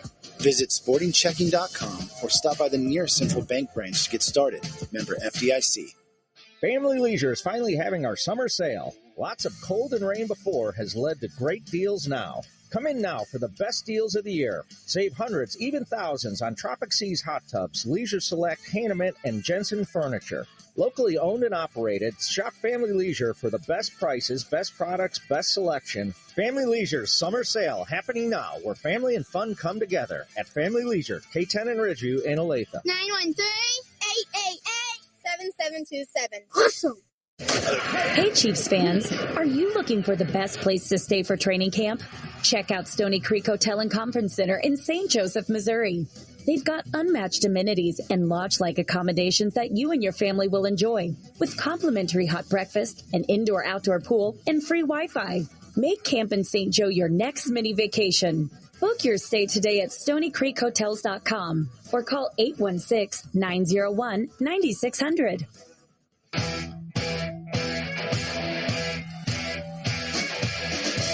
Welcome back in. TQL Stadium, the site of tonight's Leagues Cup match between Sporting Kansas City and FC Cincinnati. We have resumed action here in the first half after a weather delay. Paused things for about 30 minutes, so we'll quickly try to recap what has transpired over the first 35 minutes of play here in this game. Sporting Kansas City got out to an early lead off of an own goal by defender Nick Hagland for FC Cincinnati, and then were able to double that lead shortly after off of a set piece delivered in by Gadi Kinda, was headed home by Danny Rosero. That gave SKC a 2-0 lead within the first 12 minutes of action in Cincinnati, but this game got wild from there on out.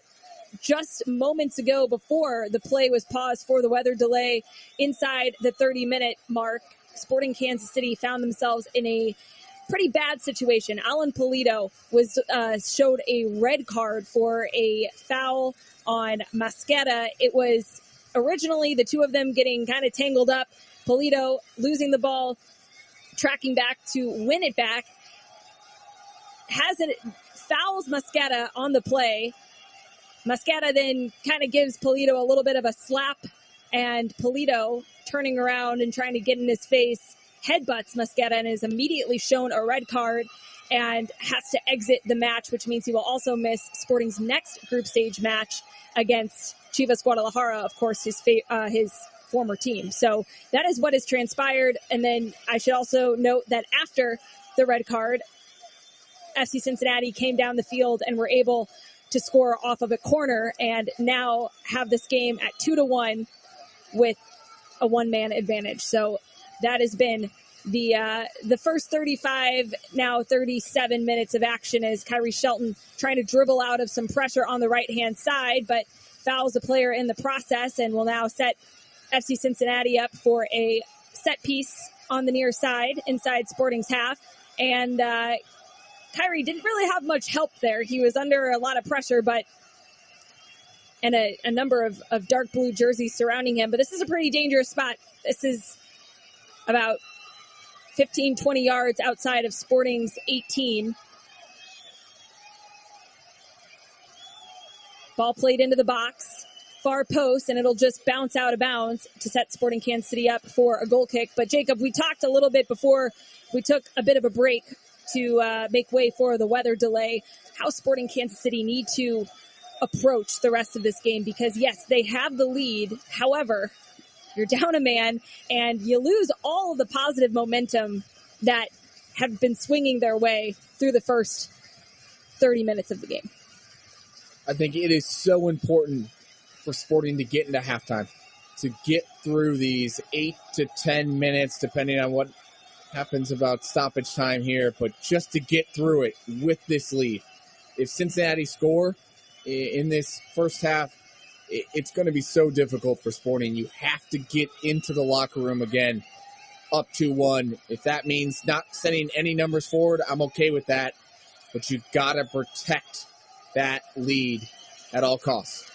Meanwhile, FC Cincinnati, one of the hottest teams in MLS regular season play, have an opportunity here as Kyrie Shelton was taken to ground, and that was just outside Sporting's 18. He was fouled by Bupinza, and that will set SKC up for a free kick and a chance to reset. They'll look for as many of those opportunities in this game as they can find.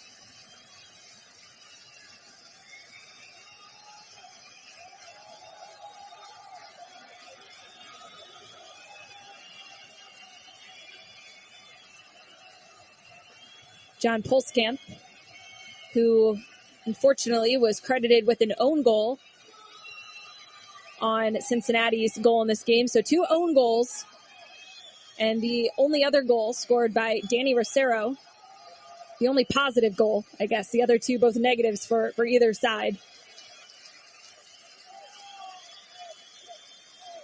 Sporting KC now pushed up the field in Cincinnati's half. They are near the 18. Throw in on the far side. Gadi Kinda dispossessed. And now Cincinnati trying to drive forward. Remy Voltaire doing a great job to cut things out, win the ball back. He's done that on a few occasions in this game so far.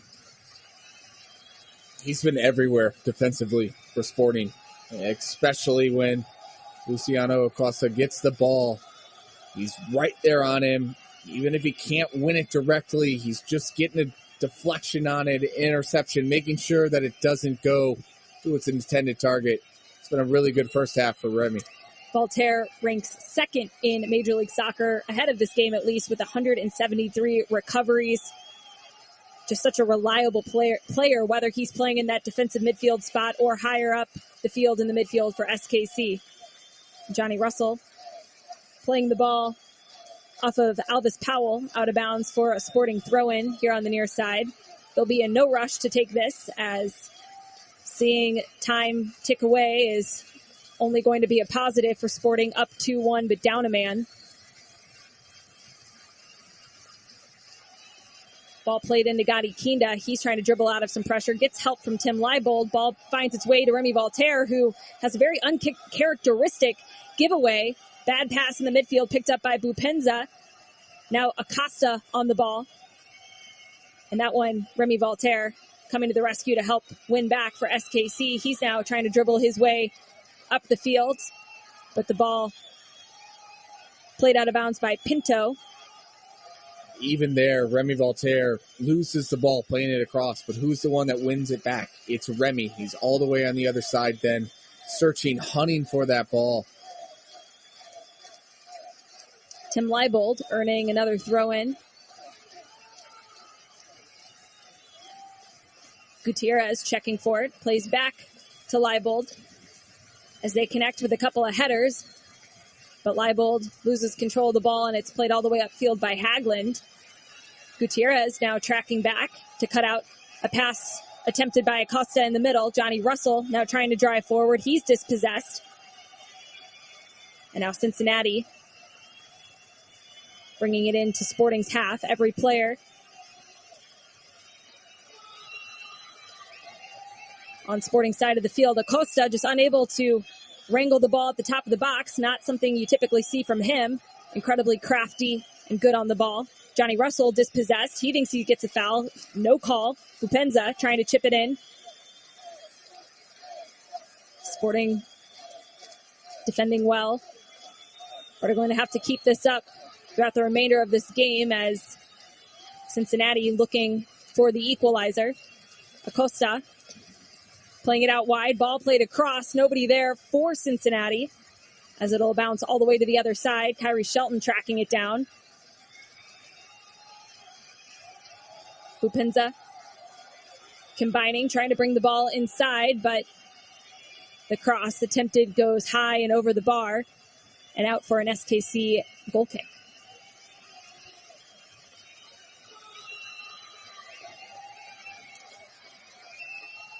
And our own Blake Arney did some research for us during the weather delay as we were trying to figure out the last time Alan Polito was shown a red card in his career. Not something that we've seen during his time at SKC. And the last time that we could find, the only time that Polito has been shown a red in his professional career, was with Chivas back in 2018.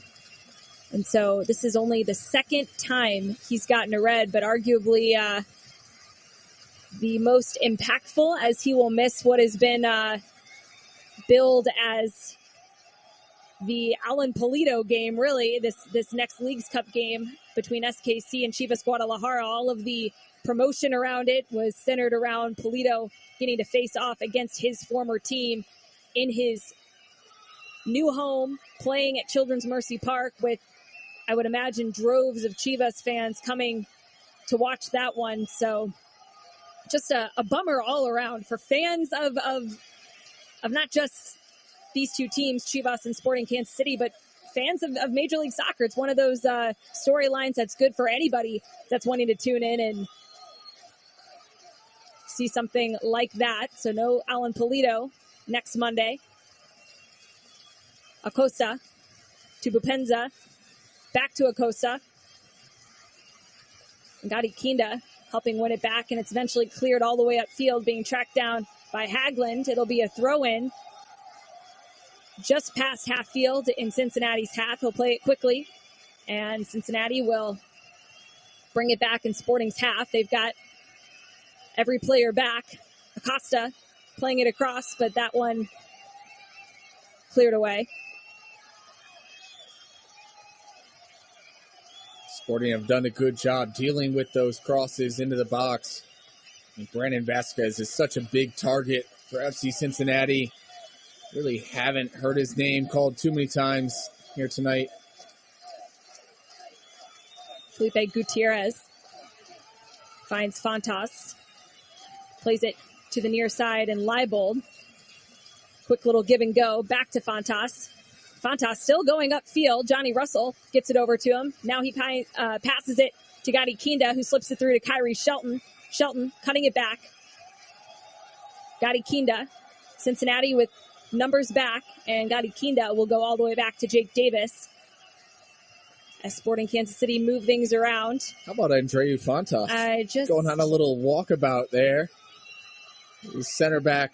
You don't see that, let alone when you're playing down a man, up a goal. I think he just wanted to keep the good vibes going, Jacob. He was maybe not expecting to find himself in that position, but he almost couldn't go backwards at that point. As Gutierrez goes backwards to Voltaire, who sends it out wide to Shelton. Shelton has Davis making an overlapping run. Gadi Kinda with a crafty little turn out of pressure in the midfield. He finds Johnny Russell. Russell chipping it back over the top, looking for Kinda. Kinda goes down in the box. Nothing there, though, as the referee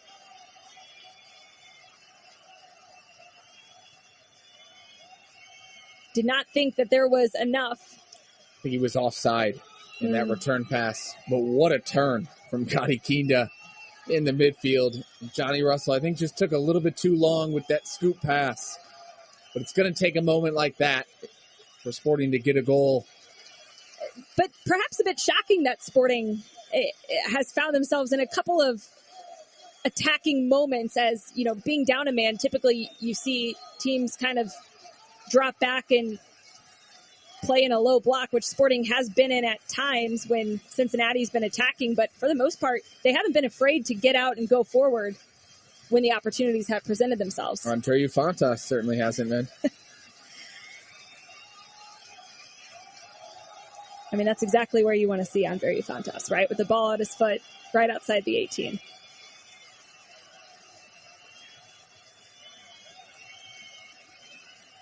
Cincinnati now with the ball. They've got every player in Sporting's half.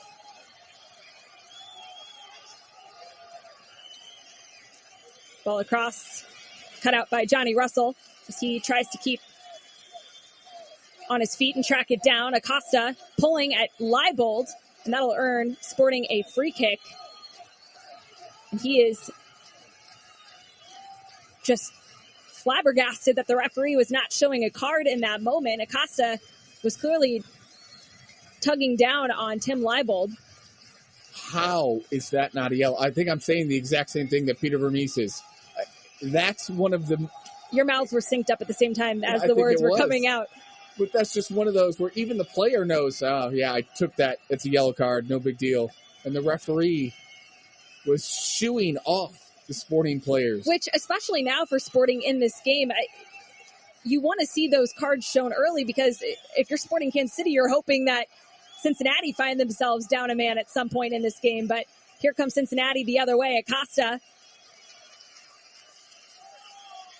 Barrial and Bupenda combining. Bupenda gets it across and no one there to finish it despite an open net. And now Gadi Kinda trying to turn out of pressure again.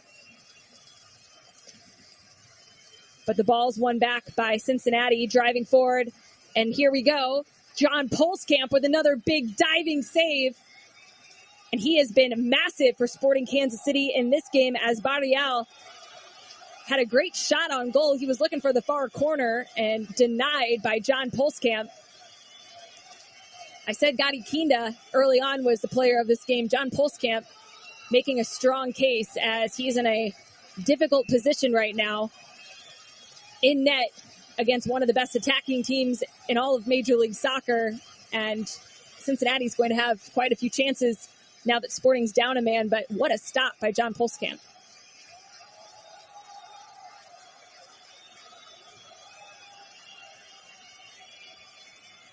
Jake Davis trying to play it up the near side to Kyrie Shelton. Ball deflected out of bounds by Cincinnati, and they'll have a throw-in. Sporting Kansas City will on the far side. 6 minutes of stoppage time added on as we make our way through the 50th minute of action.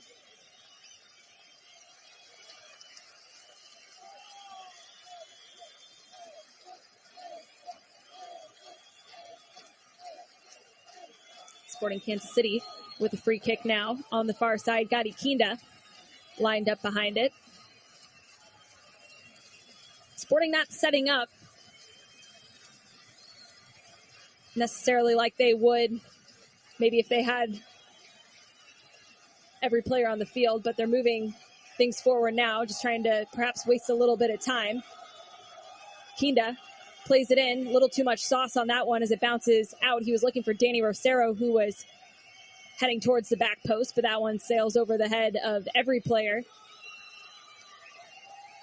What a touch on this, going back to the save from Pulskamp on Barra Real, but Acosta is doing what he does best. He's so talented. He's only 5'3", and yet he's the biggest player out there in terms of his presence and the way that he conducts the game and orchestrates it.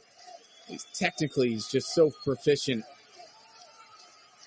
You know what's going to be really fun? Watching FC Cincinnati and Inter Miami playing in the Open Cup with Acosta and Lionel Messi, two Argentinian number 10s, very crafty, just smaller statured players who, like you said, just play much bigger than they actually are. And we are now in halftime. Sporting Kansas City with a 2-1 lead over FC Cincinnati in their first group stage game of Leagues Cup, but down a man as Alan Polito was shown a red card in that first half, 30th minute. And now they'll regroup in the locker room before coming back out to hopefully close this thing out with a victory at a place that no team has been able to win this season, TQL Stadium, against MLS's best in FC Cincinnati. We'll take a break, and when we come back, we will break down some of the first half action for you here on Sports Radio 810 WHB.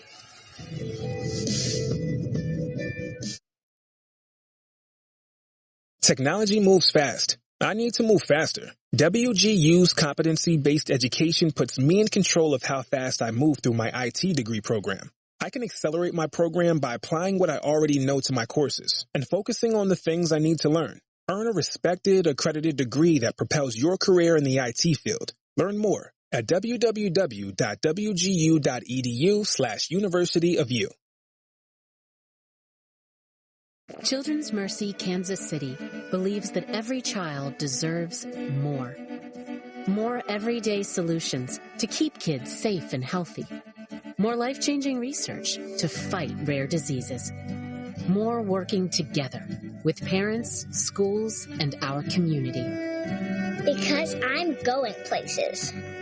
We hope you'll join us at childrensmercy.org/imagine. Get 11% off everything at Menards. Enhance your home scent with Airwick Air Freshener refills. They're long-lasting and contain natural essential oils to give your home a fresh fragrance that always smells welcoming. Use them with all Airwick Air Freshener warmers and save big money. A 2-pack of Airwick refills is just $4.78 after 11% rebate at Menards. Good through July 30th. Savings are a mail-in rebate. Some exclusions apply. See store for details. Save big money at Menards. Kick your hunger to the sidelines this season by satisfying your flame-grilled cravings with the Sporting KC Whopper deal at your local Kansas City area Burger King locations.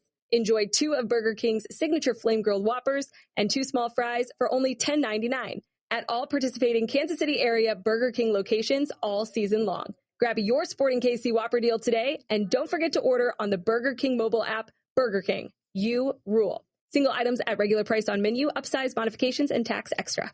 Sheet Metal Workers Local Number 2. La Oficina de Diversidad de Proveedores ayuda a las empresas pequeñas y diversas a vender bienes y servicios al Estado. Hoy más que nunca, empresas están vendiendo al Estado gracias a la certificación del SDO y por usar servicios gratuitos como el Supplier Diversity Hub, que ayuda a conectarlas con compradores públicos, contratistas y proveedores de recursos. Si eres dueño de una empresa pequeña o diversa en Massachusetts, visita mas.gov/SDO. La certificación del SDO te ayudará a crecer tu negocio. Still falling flat?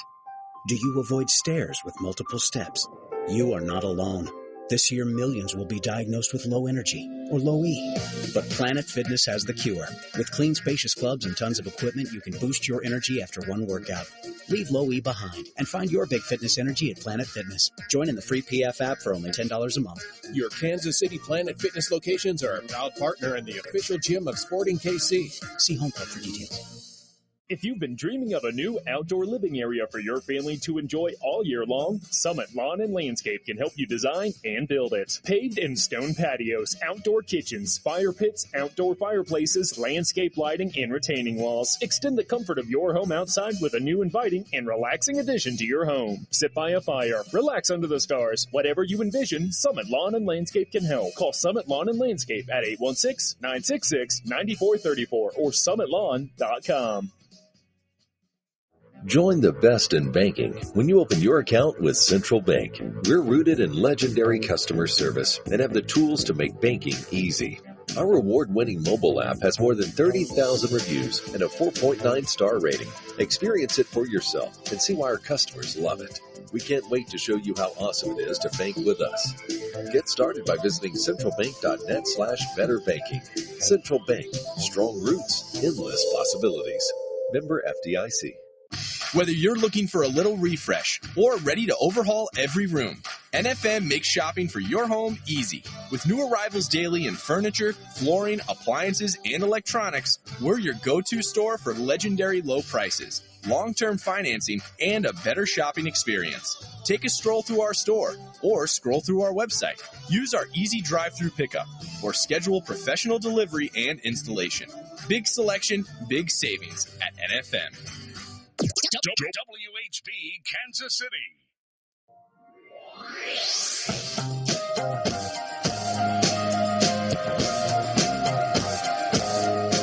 Welcome back to Sports Radio 810, Sporting Kansas City on the road, taking on FC Cincinnati at TQL Stadium.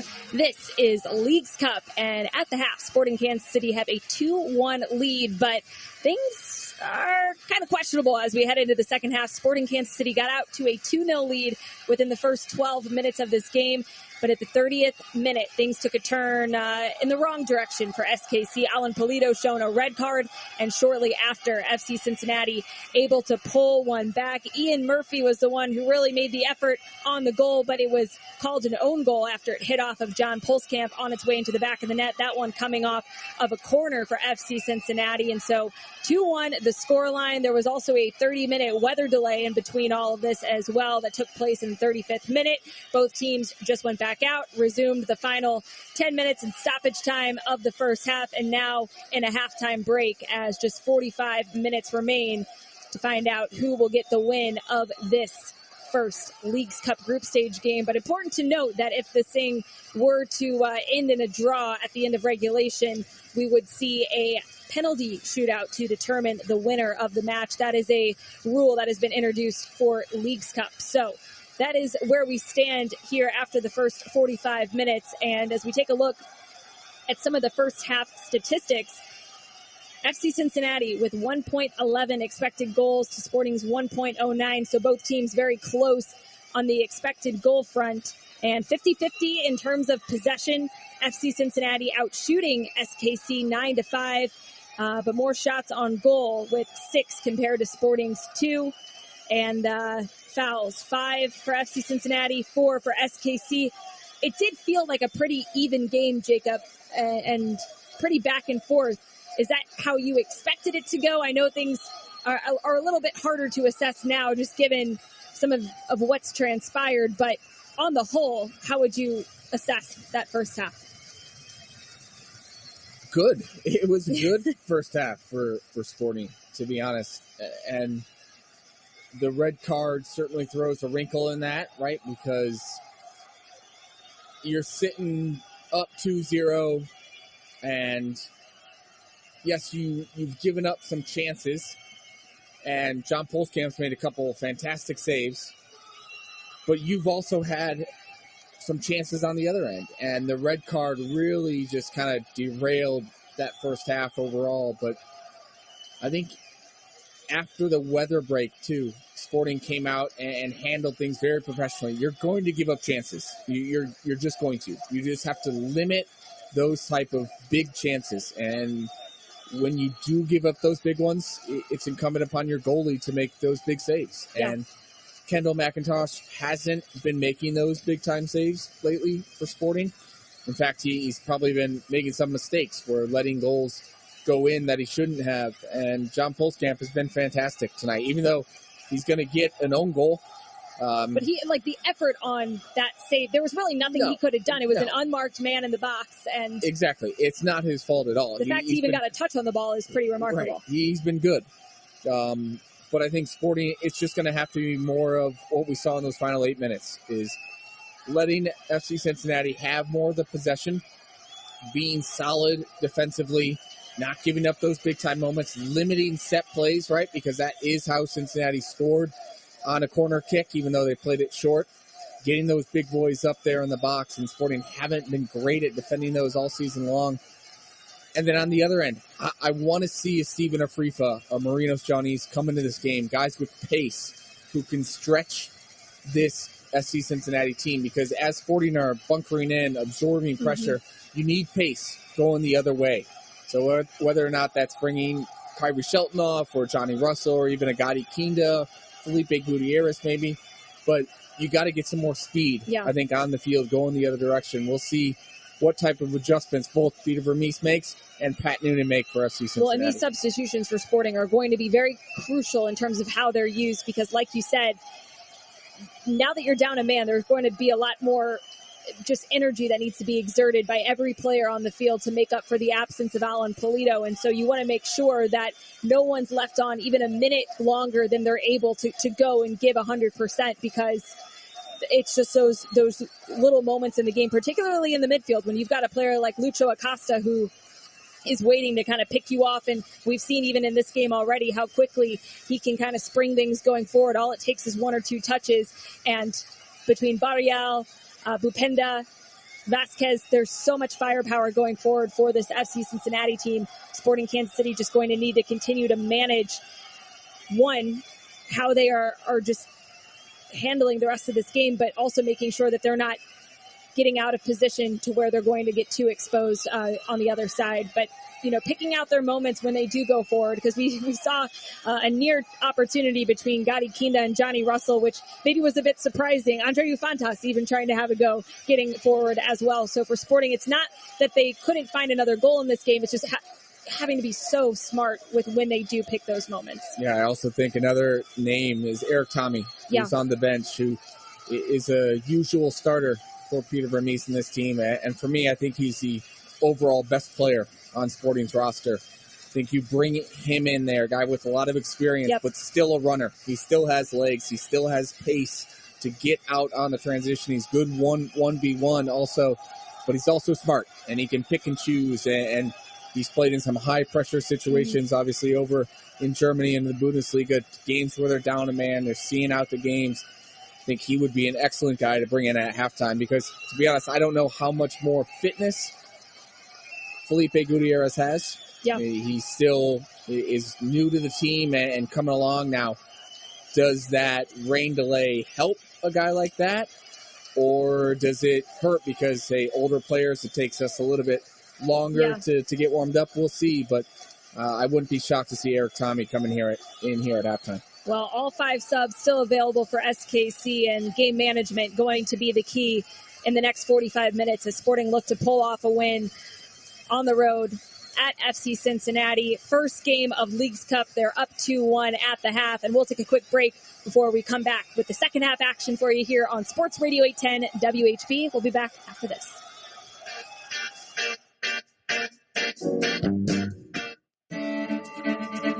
Children's Mercy Kansas City believes that every child deserves more. More everyday solutions to keep kids safe and healthy. More life-changing research to fight rare diseases. More working together with parents, schools, and our community. Because I'm going places. We hope you'll join us. at childrensmercy.org/imagine. Sheet Metal Workers Local Number 2 in Kansas City, Missouri are proud of the men and women of the trade and labor organizations which built Children's Mercy Park from the ground up and protected the rights of working people throughout the country for over 130 years. Sheet Metal Workers Local Number 2 is always looking for hardworking, dedicated people who are seeking a career. This from Sheet Metal Workers Local Number 2 in Kansas City, Missouri, reminding us to always stand up and protect the future of all. For more information, go to www.sheetmetal2.org. Is your new year still falling flat? Do you avoid stairs with multiple steps? You are not alone. This year, millions will be diagnosed with low energy or low E. But Planet Fitness has the cure. With clean, spacious clubs and tons of equipment, you can boost your energy after one workout. Leave low E behind and find your big fitness energy at Planet Fitness. Join in the free PF app for only $10 a month. Your Kansas City Planet Fitness locations are a proud partner and the official gym of Sporting KC. See Home Club for details. WHB Kansas City.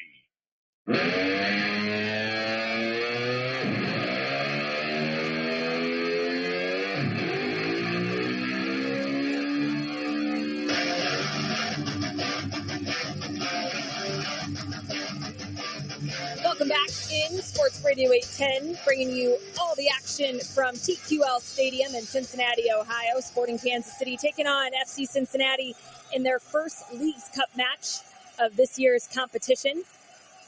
Competing in the Central Region, Group 3 with FC Cincinnati and Chivas Guadalajara. Sporting Kansas City find themselves ahead here heading into the second half, but down a man as Alan Polito was shown a red in the 30th minute, with Sporting Kansas City hoping to hold on to a 2-1 lead here against the best team in all of Major League Soccer at the moment. The Supporter Shield leaders will look to find their way back in front of their home fans and now attacking towards their supporters section. And FC Cincinnati on the ball early in the second half. Every player in Sporting's half, long ball out wide to Barrial as he plays it backwards, and now FC Cincinnati just cycling it around. And attempted fake strike from distance, trying to pull the Sporting side out of position. Cross cleared away, and a second ball cleared upfield by Alan Polito, but that one pops up a bit. Kyrie Shelton unable to win it back. And now Acosta plays it in to the mix. Sporting able to get the second ball. Felipe Gutierrez, though, dispossessed by Acosta. Acosta in the 18. Danny Rosero pokes it away. But FC Cincinnati winning it back at the top of the box. Ball played across. No one there from Sporting to get it back. Now Barrial with a cross way over the heads of every player and rolling out on the far side for an SKC throw-in.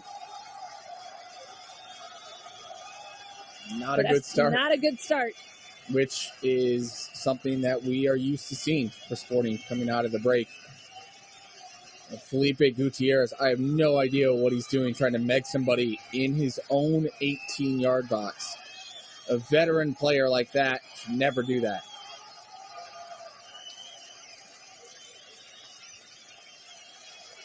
FC Cincinnati trying to find their way through. Gadi Kinda gets fouled as he was on defense, and that will lead to a yellow for Moreno.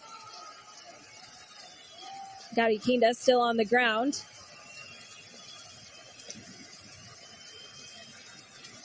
And FC Cincinnati had a couple of substitutions at the half. None, though, for SKC. Matt Miazga will enter the game for Ian Murphy. Or for Nick Hagland, excuse me.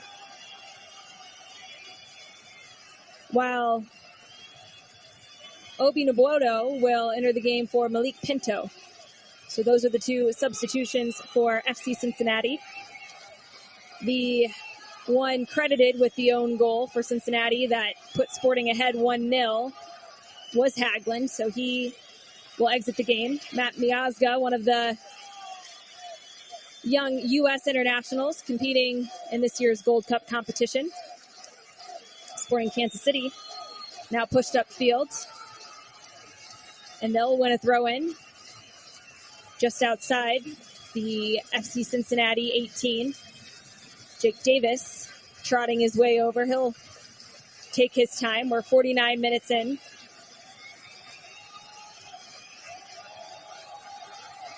Davis into Gadi Kinda, but he's immediately under pressure by a number of Cincinnati players.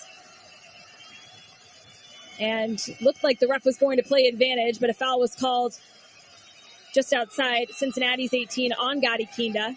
And so the ball will get brought back as Cincinnati lost it just a few steps forward. And they'll play it short. Acosta dropped back, wins it, crossing half field.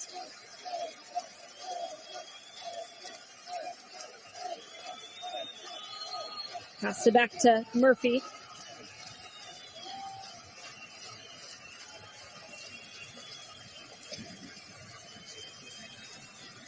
Cincinnati just moving it around, Sporting getting back and organized.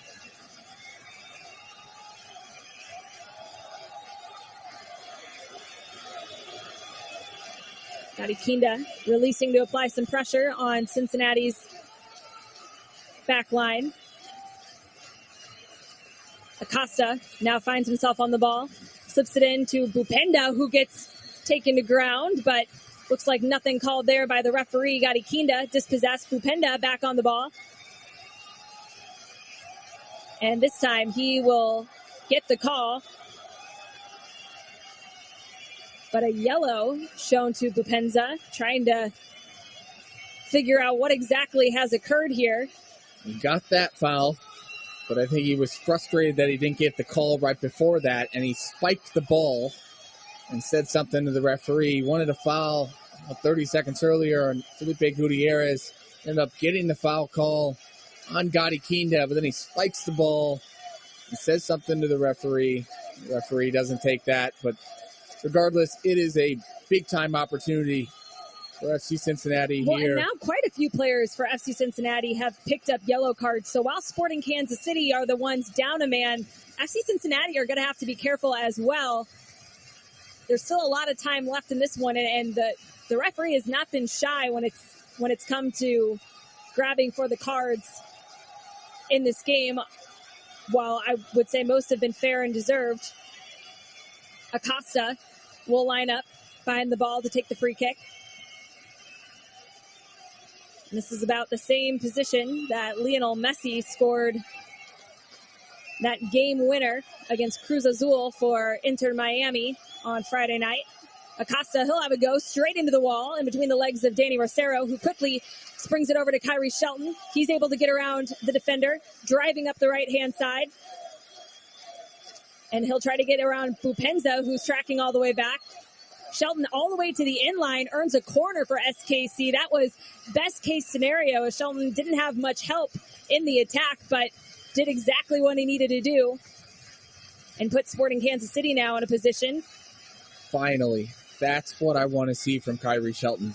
Just get out and using run. all of his best qualities as well. That's what it is. Get out and run. You are faster than almost every other defender in this league, but you got to consistently do that. That was a good sign right there. And what was nice is he wasn't trying to be too cute either. He knew that he had the speed and the advantage there. Push the ball around the defender, get around the other side. Johnny Russell driving it into the box, headed away. Remy Voltaire tracking back. Jake Davis will clear that one, trying to get it to the ball first, but instead that goes out off of SKC and Davis, and will give the ball back to FC Cincinnati for a throw-in.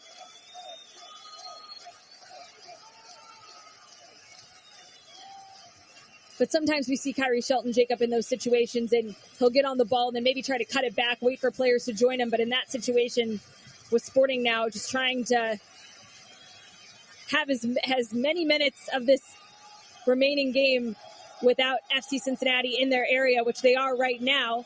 Johnny Russell helping block across. Ball finds its way back to Acosta at the top of the 18. A nice effort by Shelton to get back to head it out.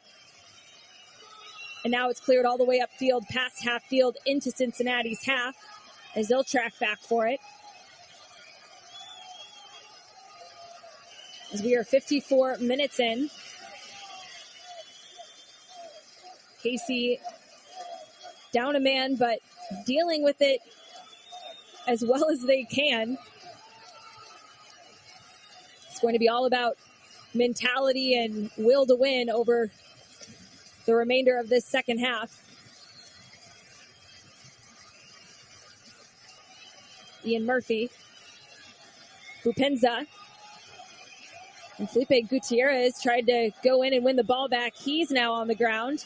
Jake Davis to Johnny Russell, who's taken down by Bupenza, and he tries to get a cross off, blocked by Remy Voltaire. Johnny Russell slow to get up. Jake Davis coming to try and get the ball for a throw-in. Bupenza, who's already on a yellow, getting a little physical.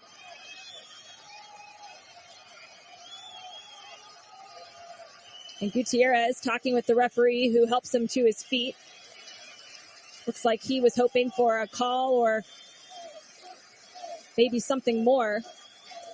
It feels like there's just going to be more and more tense moments throughout this game, Jacob. I would not be shocked to see another red, as you mentioned, Allie. Ball played across, cleared away by Remy Voltaire one time all the way up and into Cincinnati's half. Yet again, they'll come back, pick things up, and try to push the game forward. But the ball forward is cooked a little too much and out of bounds for an SKC goal kick. Another good opportunity for Sporting to reset.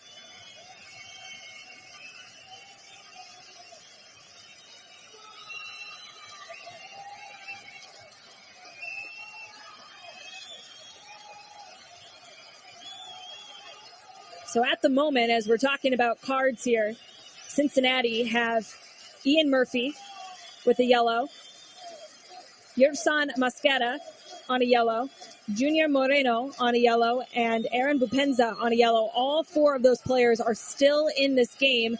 2 substitutions have been used by Cincinnati, but for players who were not playing on cards. So does that surprise you a bit, Jacob? I know that some of these yellows have been picked up since the substitutions were made, but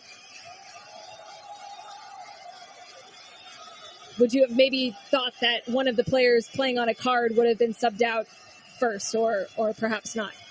I mean, it's all obviously up to each coach. If you're an attacking player, you should be able to play on a yellow, no big deal, and not have to worry about defenders. It can be tricky. As Jake Davis trying to bring down a cross, and Acosta plays it across to, we'll see who that was in just a minute. I believe Brandon Vasquez, the one to level the score for FC Cincinnati, and just an unfortunate situation as the looping ball played over. Jake Davis was trying to bring it down and instead definitely touched it for the last player you want to have be on the ball in your 18. And that was Acosta. Just an unfortunate situation, but Acosta and Vasquez, they're going to put that away every day. Yeah, it's just a mistake. Straight up from Jake Davis. A poor touch. And you said, Allie, out of anybody that it could fall to, Luciano Acosta right there, there's just no way that Sporting can survive another one. Plays it across. Brandon Vasquez makes a good run. It's a tap-in finish for him in the end, but it's just a mistake from Jake Davis, and now has tied this game up. And hold on, Sporting fans, because this one, it's going to be interesting with all these numbers, all these chances, all these attacking players that Cincinnati have on the field. John Polskam's going to have to come up with a couple big-time saves, I think.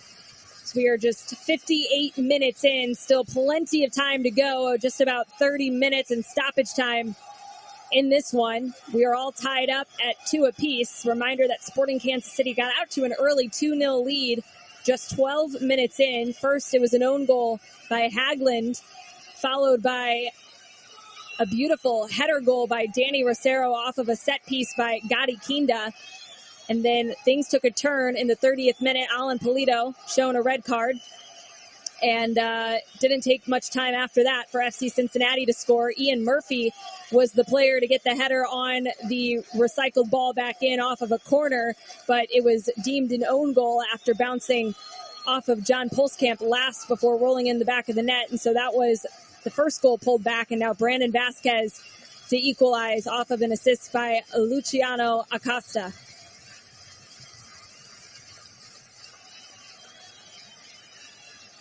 Luciano Acosta, excuse me. It looks like Johnny Russell will be coming out, and a couple of substitutions for SKC about to take place. And these are not like-for-like substitutions. Russell and Felipe Gutierrez will sub out, while Eric Tommy and Roger Espinoza will sub into the game. Would imagine that Espinoza could come into the midfield, and Eric Tommy, I guess, would sub in for Johnny Russell, perhaps on the wing. It's a position that he is not unfamiliar with, but not the one that he typically plays for Sporting Kansas City.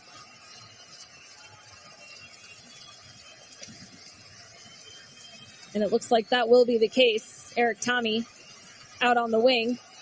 Rosero dribbles out of some pressure by Acosta.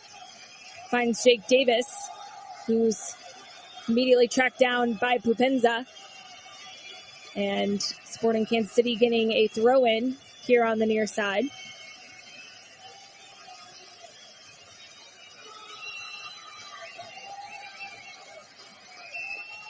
Jacob, what are you hoping to see from these substitutions for Sporting KC?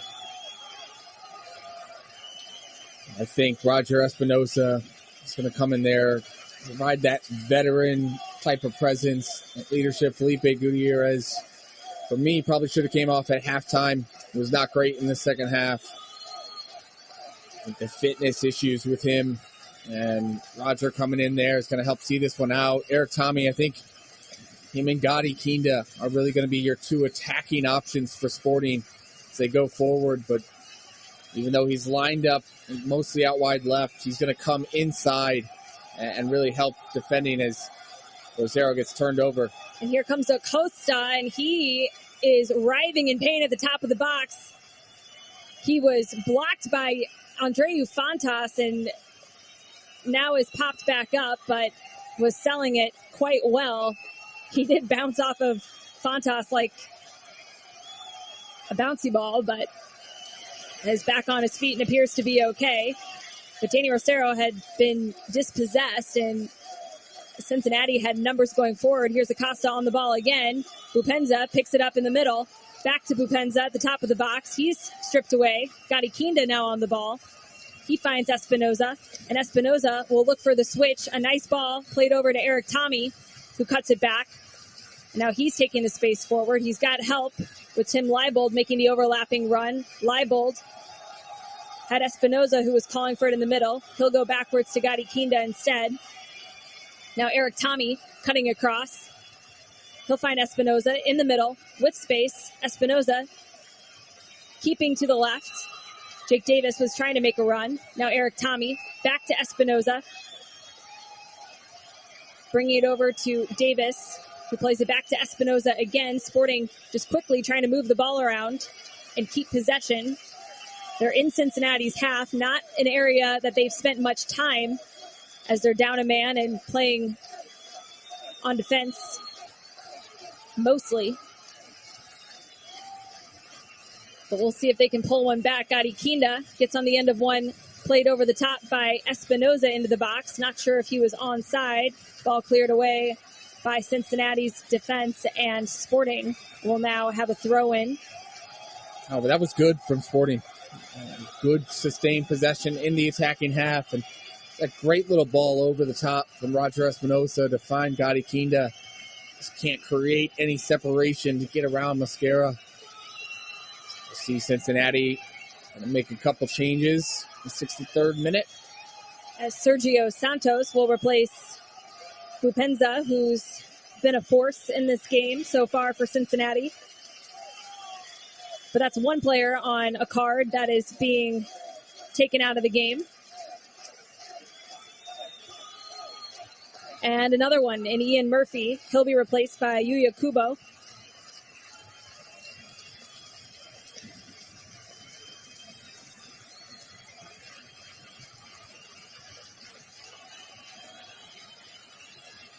As we are in the 64th minute, all tied up 2-2 at TQL Stadium.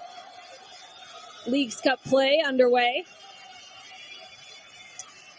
And every team from Liga MX and Major League Soccer competing in this new look Leagues Cup competition, with both leagues going on pause for the next month in order to give every team the opportunity to put their energy and resources into truly competing to win the competition.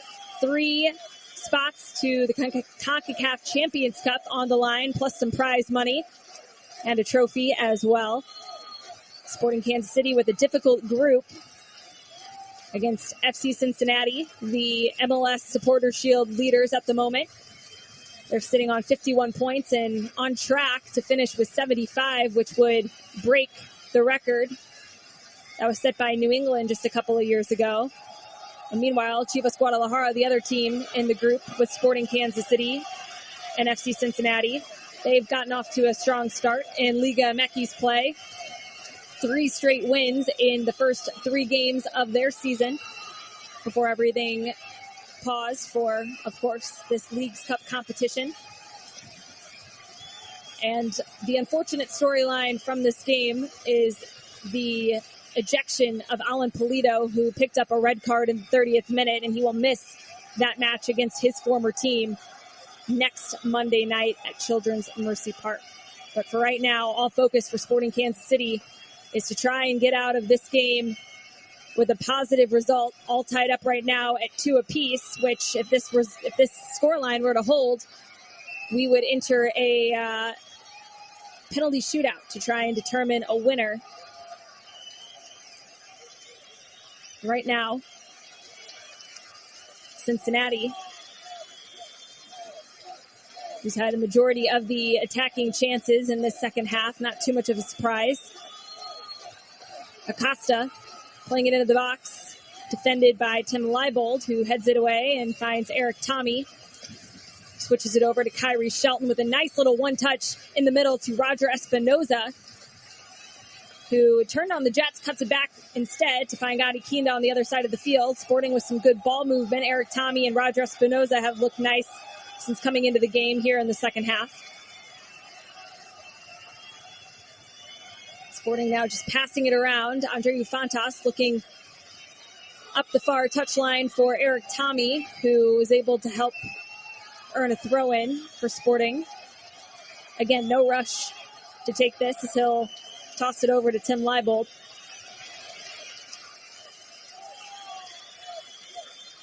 As we are in the 67th minute, and Jacob, this is a Cincinnati team that has shown to only grow stronger as the games progress. So while the score is all tied up right now, Roger Espinoza with a poor touch as he's unable to bring it under control, driving towards the box, immediately shut down by a number of Cincinnati players. And Jake Davis with a good step to win it back. He finds Remy Voltaire. Now Gadi Kinda on the ball in the middle of the pitch.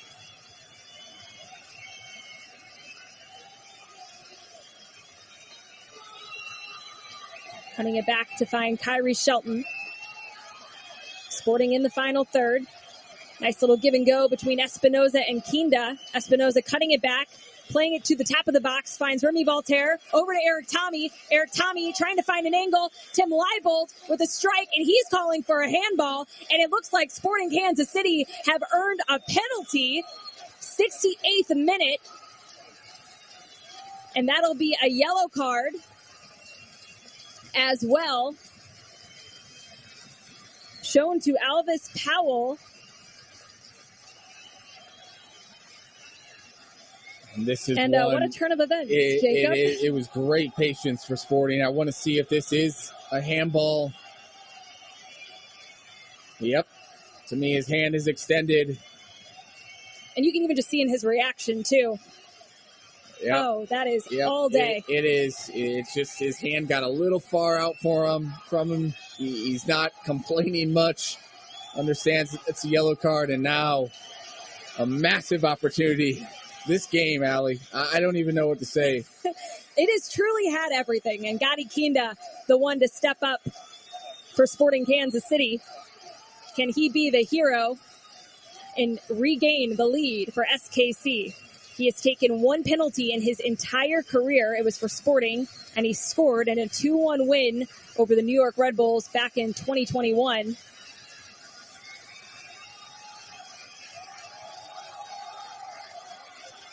Kinda steps up to take it, and he smashes it home. Sporting Kansas City up 3-2. Gadi Kinda has converted, and Sporting Kansas City down a man, but up a goal again. And what a game this has been.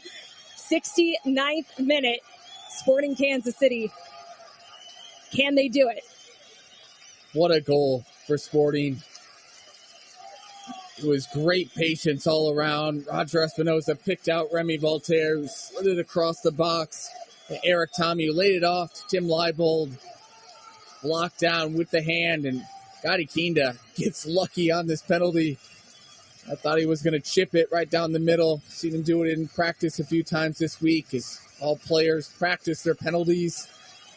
Given that this game ends in a tie, it might go to a penalty shootout. Alacan just over-dives it almost, and he can't get his hand back up to it. But 3-2 now, Sporting Kansas City in the 69th minute.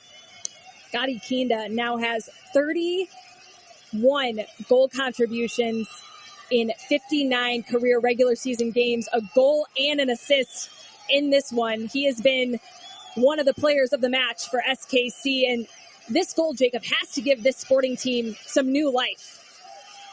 It does, and it looked like it was one-way traffic, right? And that's to be expected. Cincinnati have another attack here.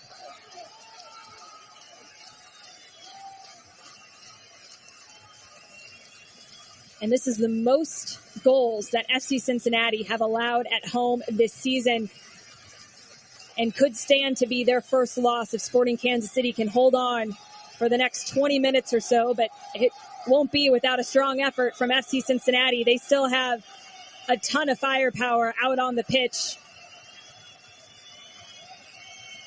But yes, Allie, to go back, 100%, it had to have given this Sporting team life. And we'll see what. And talk about two fantastic substitutions as well for Sporting Kansas City. Roger Espinoza involved in that play. Eric Tommy involved in that play. And even before that, I think both players came on and added some life and added a lift to this Sporting team. And talked about, though, how good FC Cincinnati has been after the 60th minute, right, this season. They've outscored opponents 17-3 in the last 60th minute. And, Allie, this one, which we talked about how Sporting can't win close games, right? Cincinnati in games decided by a goal or fewer, they are 13-0-7. So they know how to grind out results. They do not lose. Right now, they're losing. We'll see how they respond. And here they come on the front foot, cross into the box, headed away by Jake Davis, who teamed up with Danny Rosero to help get that one out of the area. Jake Davis now on the ball again. He'll send this one all the way up the field, past half field, and Can will come way out of his box to help get this one back into play, and it's sent all the way forward again. And this time, FC Cincinnati just unable to corral it, as Yuya Kubo just kind of ran out of some real estate heading towards the end line. And Matt Miazga just quickly sending it forward. But for Cincinnati, it wouldn't do them much favors to play impatiently at this moment, because Sporting Kansas City, when Cincinnati have turned the ball over, have done a decent job of not just clearing it away, but finding little spells of possession off of those clearances, so long as they're able to connect with one of their players higher up the field. And we just saw a shot, too, of Logan and Dende getting some instructions off to the side from the Sporting Kansas City technical staff. So another player who could bring a lot to this game in terms of just fresh legs. He's a strong defender and also strong going forward as well for Sporting. He's got skill both ways. But here comes Cincinnati with a free kick opportunity, not in too dangerous of an area, but the ball finds its way in the box. And Cincinnati players are calling for a handball. Calling for two, but nothing from the referee, as Looks like Eric Tommy will get called for a foul on Kubo, but he's still on the ground, grabbing at his left knee area.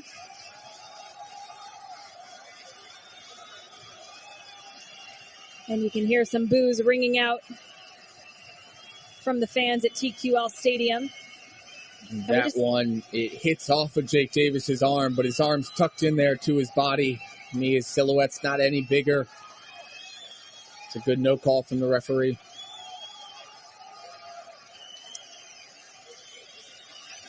So we are 74 minutes in. Eric Tommy, slow to get up, but making his way to his feet.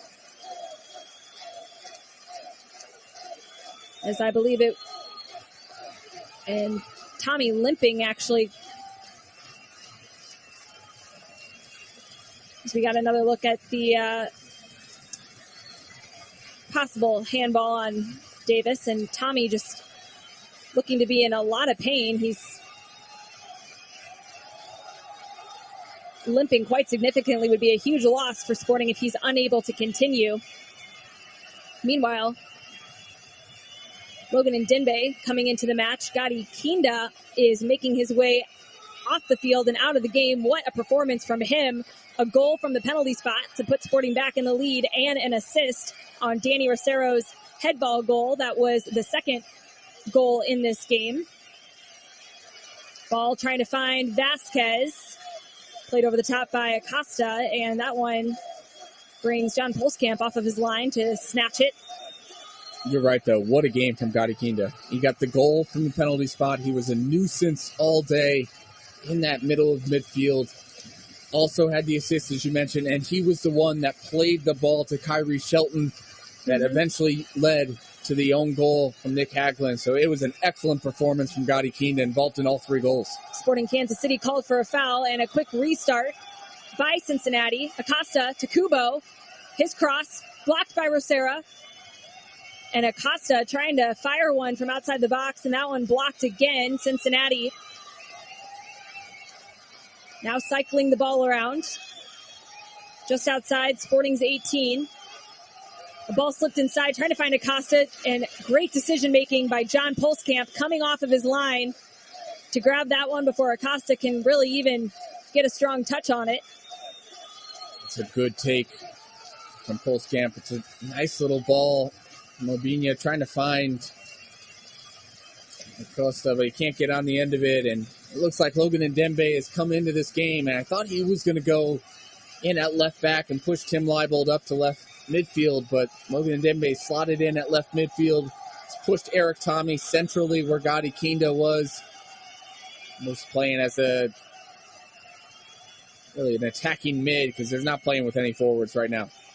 Here comes Acosta again, driving up the near side this time. He plays across, header, that one goes just wide. Vasquez saw his name in lights, thought he'd be able to find yet another equalizer, but that one going just wide of the target, and Sporting Kansas City very lucky to get out of that one without having conceded. I would have loved to play with the player, Ducho Acosta. This ball is fantastic on his left foot. Just a little dink over the top, and Brandon Vasquez is so familiar with each other, just drifts to the back post. If this was last year's Brandon Vasquez, he had 17, 18 goals. He probably puts that one in the back of the net. Hasn't had the same run of form in front of goal as he had last year, and just heads that one wide.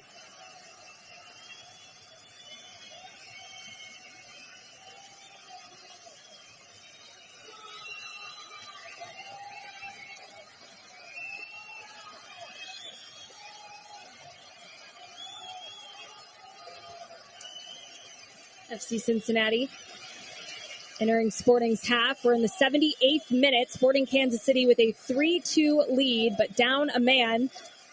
Trying to hold on. Acosta trying to cut past Roger Espinoza, who gets his hands on him and will now set up Cincinnati for a free kick just outside the 18. And it looks like Espinoza is not too happy with that one, as he was exchanging some words with Acosta.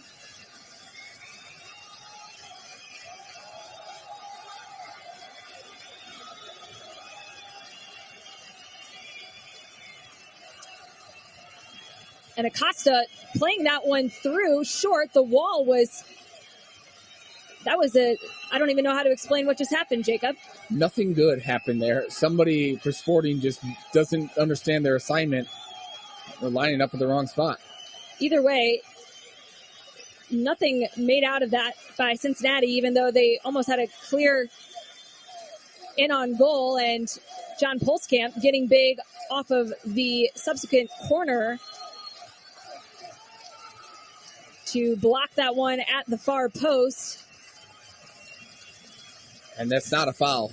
I mean, it doesn't really matter because Sergio Santos hits this one out for a goal kick regardless. But he's just standing there. John Polskamp comes out, and I've gone off on this before, Allie. It doesn't matter whether or not it's my team or the opposing team.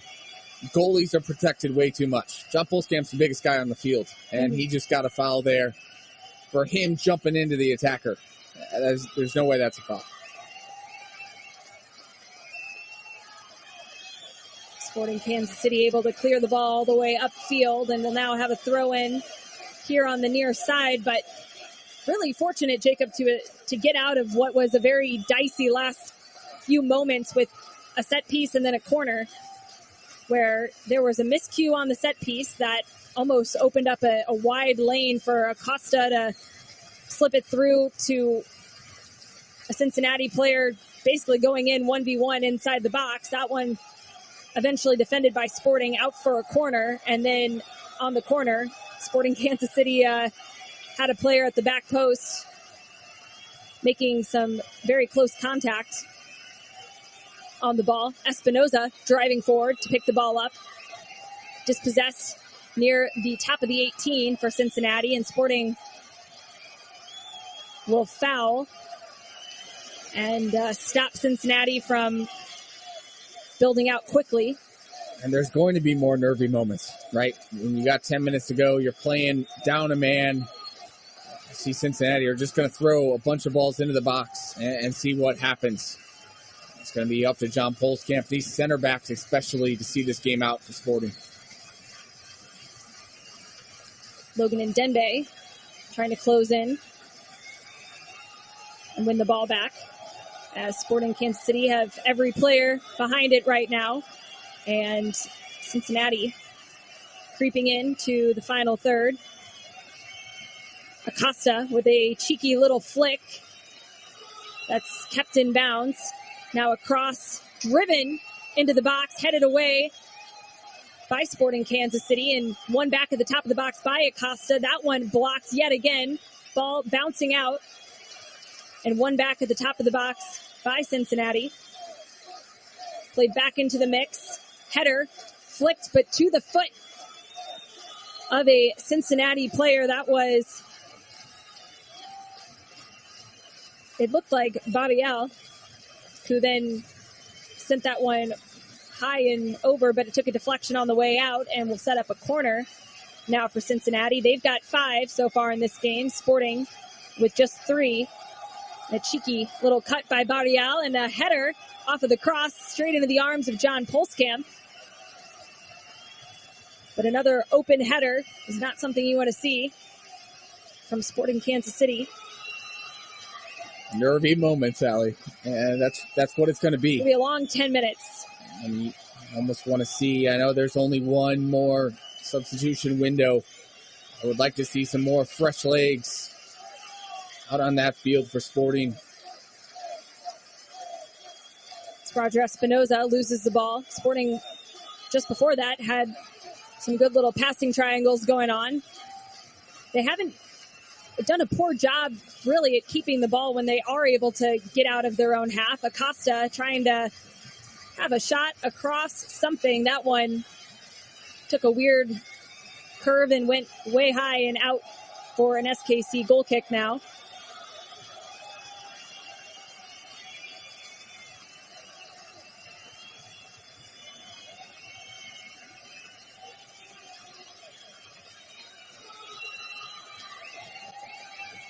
Was that John Polskamp getting a yellow for maybe a bit of time wasting? It was.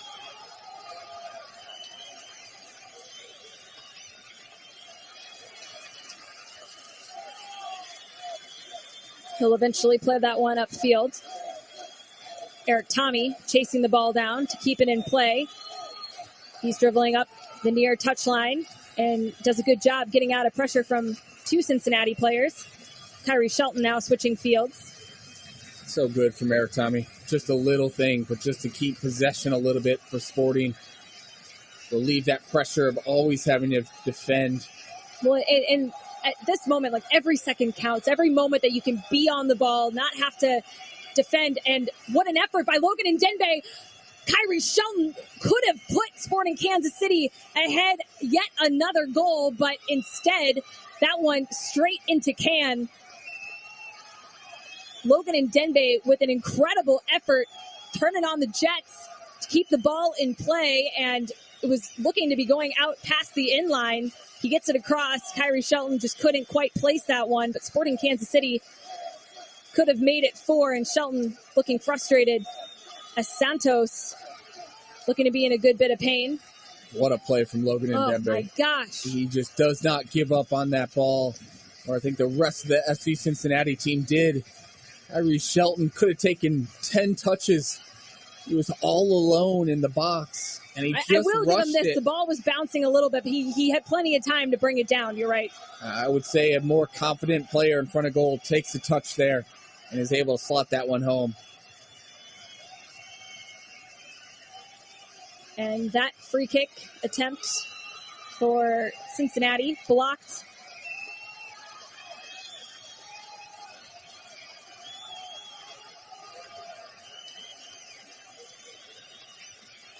Barriel cutting across the 18. Ball chipped, back post, played back across. Barriel on the ball, blocked by Remy Voltaire. And a call by the referee for a handball. We'll give the ball back to Sporting Kansas City and set up a free kick, but we get another look here at this play by Logan and Denbe, and my gosh, Kyrie Shelton takes it one time, just didn't have to. Oh, he didn't. What a ball.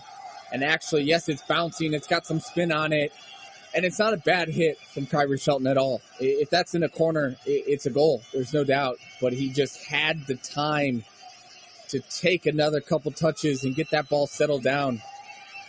As the ball through finds Vasquez. He tries to play it across. Diving, jumping. John Polskam gets his paws on it and is able to deny Cincinnati what would have been a really close opportunity. Logan and Denbe taken to ground.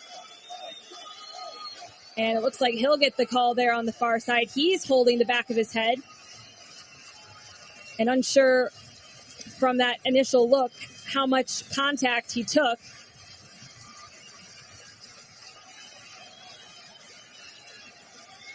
Still rubbing at the back of his head, but Logan and Denbe looking good on that left wing. We find ourselves a new left winger, maybe? I don't know. It's a crowded room at the moment. You'd think a guy like Daniel Shallowy could come into this game for Kyrie Shelton right now.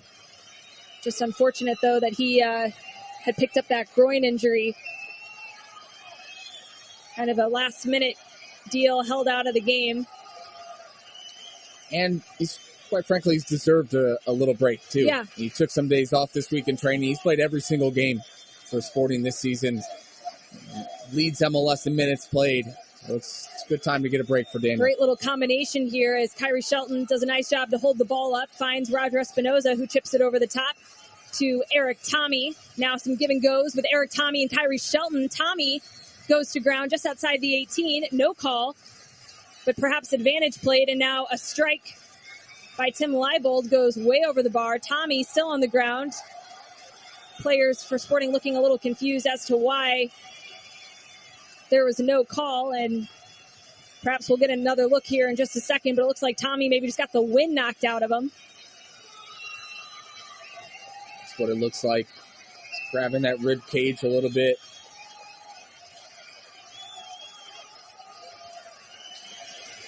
Pat Noonan giving some instructions to his forward, Brandon Vasquez.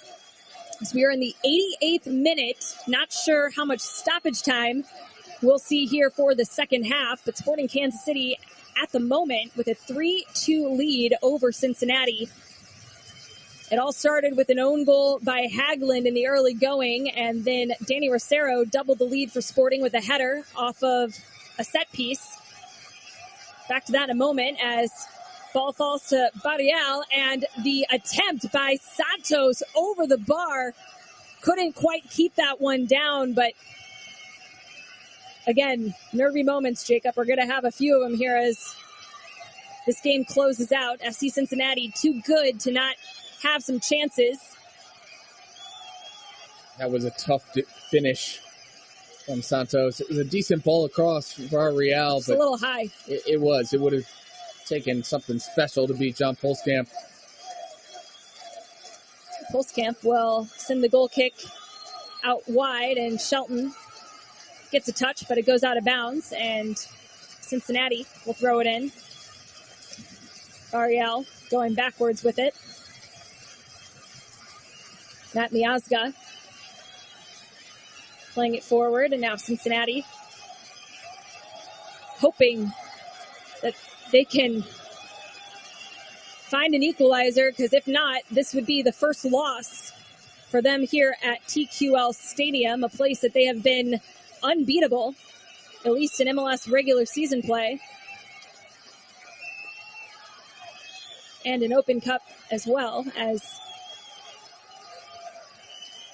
it has been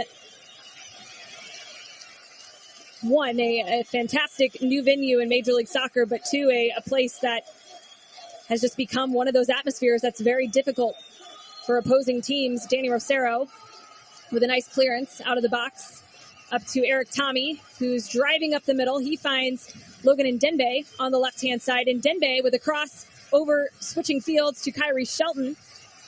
Shelton slowing things down, waiting for Espinoza to join him. Cincinnati getting numbers back. A nice little ball through by Espinoza to Shelton. He plays it across. Logan Ndembe right there, but that one pops up and out of bounds.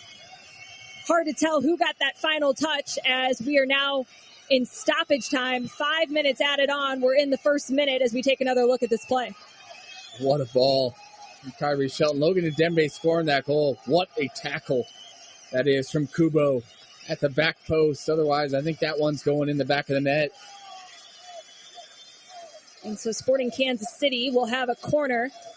This will be their fourth of the night. Eric Tommy and Kyrie Shelton both standing near it as they play it short. And Kyrie Shelton playing it off the defender to earn another one. Sporting Kansas City just trying to run down this clock. 92nd minute. And you can do that exact play that Kyrie Shelton did there all day.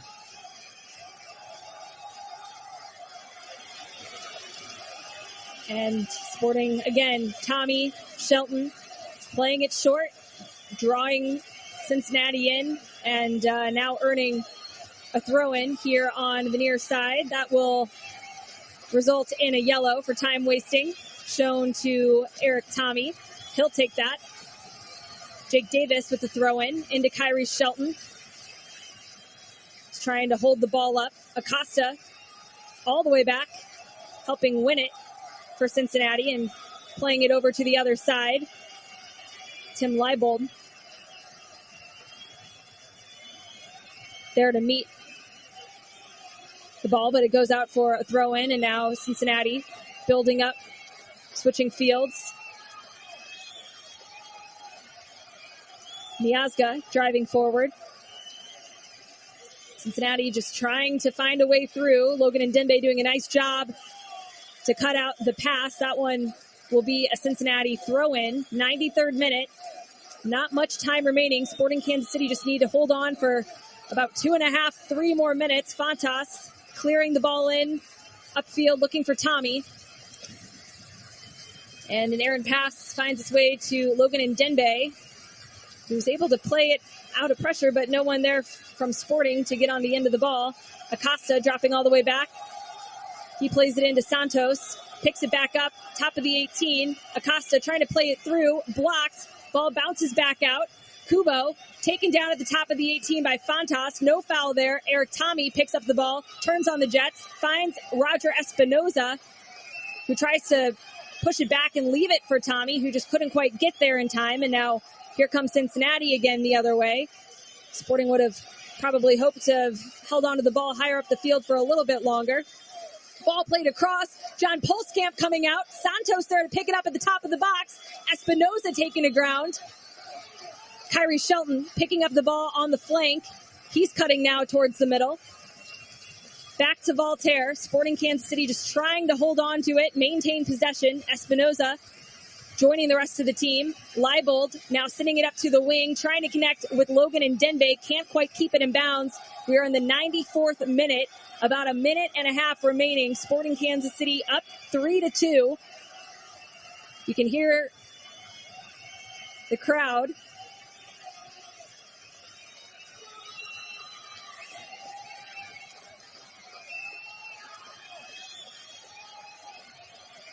Acosta.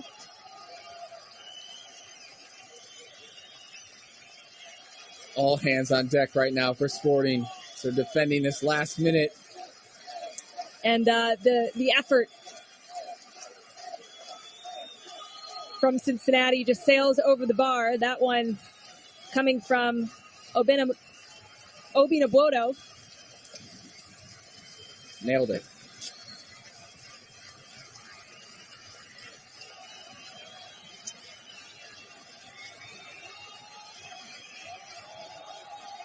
This really might be Cincinnati's last chance here to get the ball up to Barriel. And Barriel cutting into the 18. He plays it across, blocked by Davis. Now top of the 18, Acosta immediately shut down. And that one takes a deflection out of bounds. And this is going to the penalty spot. You have got to be kidding me. Sporting Kansas City are shocked. We are in the 95th minute. Acosta's strike from the top of the 18 takes a deflection off of whose hand we will see here in just a moment.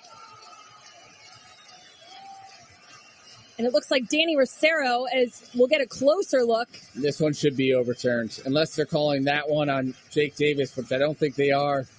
But this one, his hand is tucked in behind, and it hits his shoulder. But The top of his shoulder. His arms are tucked in behind. I think they'll look at that at VAR. So right now, a number of players surrounding our referee as Rosero, at the moment, the graphic is showing a yellow to Danny Rosero.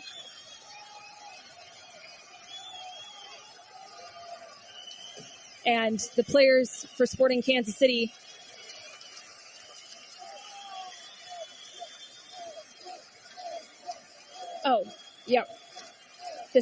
This one will be checked and is currently being checked. The check is complete and the penalty. I think that says it's been checked and it's complete. And they're sticking with the penalty call, which is a bit shocking. Wait, I know I just read that, Blake, but I don't understand that. His arms were behind his body. Well, now all attention turns to John Polskamp, who has been fantastic in this game for Sporting Kansas City so far, but he's got one of the most dangerous players in all of Major League Soccer standing right in front of him. Lucho Acosta will hope to tie things up and send this into a penalty shootout to determine a winner if he can put this one past Polskamp in regular time. If not, Sporting Kansas City will get the victory, as we were just seconds away from stoppage time closing out, and the yellow card shown now to either Jake Davis or Roger Espinoza. Looks like Espinoza on the receiving end of that one. Acosta behind the ball. Polskamp. Acosta, he slots it home. That one straight into the corner, perfectly placed. And we are all tied up 3 apiece. Sporting Kansas City nearly able to escape with the victory. And I don't know, Jacob, that one is just a little hard to understand as we take yet another look. I just don't know what you want him to do with his arm. you can't cut off your arm. And it's one thing if your arm's extended, like we saw Sporting's penalty earlier in this half. Rosaro's got his arm behind his back, and it hits the part of his arm that's not tucked in behind his. I don't get what he's supposed to do with his arm. If the rule is if it hits your hand, it's a handball, fine, then that's the rule. But that's not the rule. So I just don't understand that at all. And it is disheartening for Sporting after putting in all that work. And what a wild game it was to begin with. But that one, to me, Sporting did enough there to deserve to come out on top. And I would be furious if I was a player on the Sporting team. That it's just crushing. And Rosero now over talking with the officiating crew. And I'm just trying to understand when they did go to review that, what, like you said, what else could he have done? I don't know if he could have tucked his arms closer into his body if he had tried.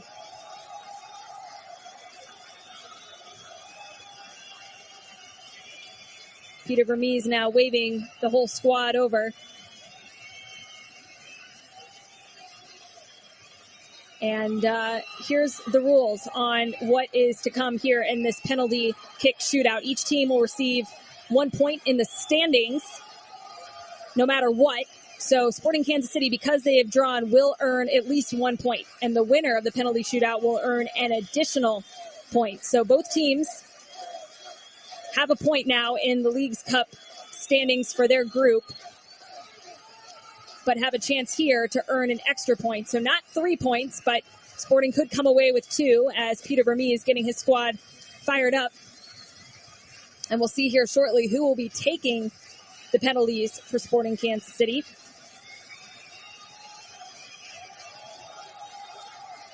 Gadi Kinda, who has scored from the penalty spot, was subbed out of the match, so he will not be eligible to take a penalty for Sporting Kansas City.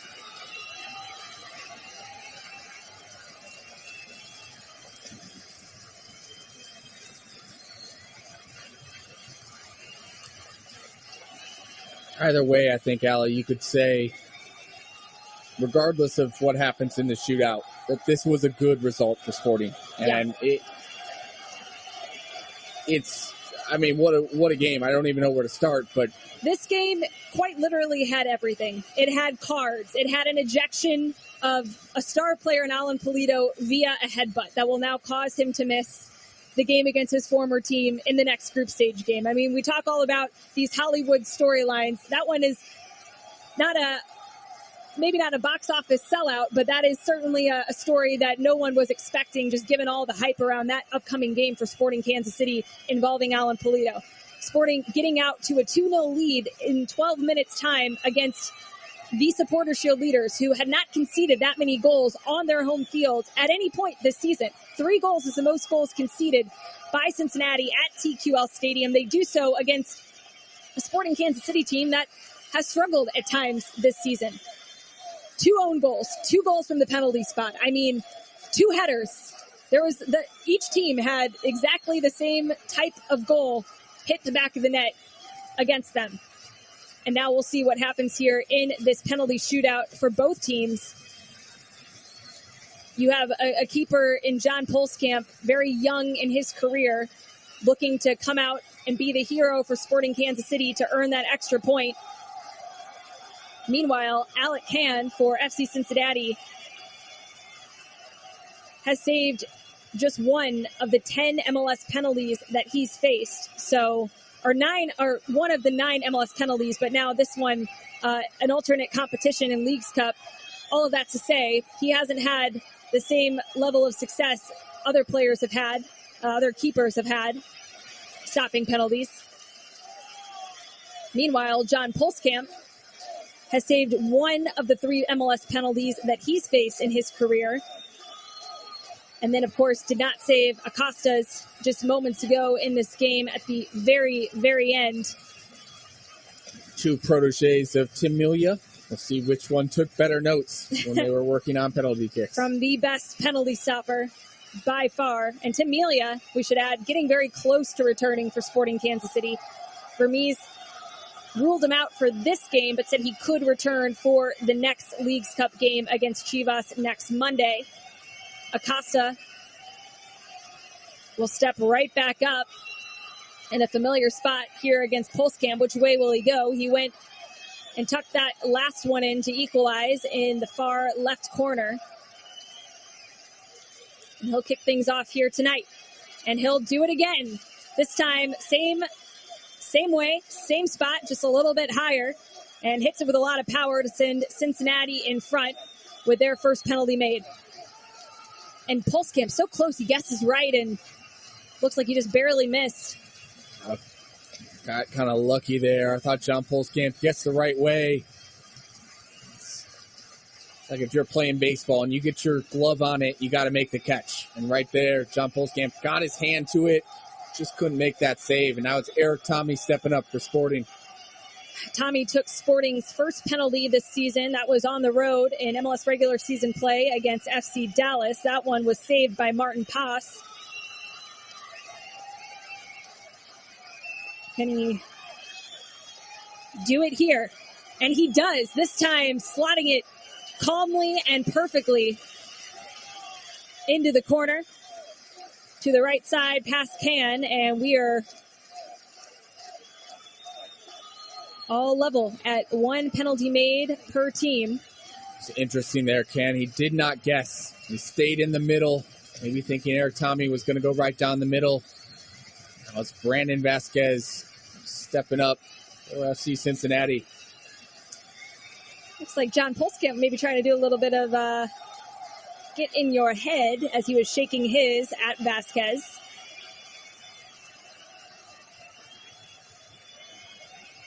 Vasquez.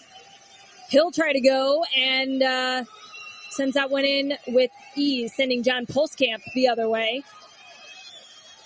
Putting Cincinnati up 2. And it looked like that one was almost going to go down the middle a little bit, but he slots it in to the far corner. Kyrie Shelton will now take the next one for SKC. He's taken just one penalty in his career and scored it. It was in the 2020 playoff shootout win over San Jose, an absolute thriller. Sporting Kansas City fans that'll remember that. And here goes Shelton. He'll slot that one home, no problem. Hit that one with a lot of power and a lot of purpose. And we are all level at 2 apiece. That's a good penalty from Kyrie Shelton, who I thought, Allie, from top to bottom, this was probably his best game Absolutely. in quite some time for Sporting. If only someone had maybe been yelling at him earlier in the game, you got time, when he had that ball from Logan and Denbe just in front of goal, as Kubo will step up to take the next one for Cincinnati.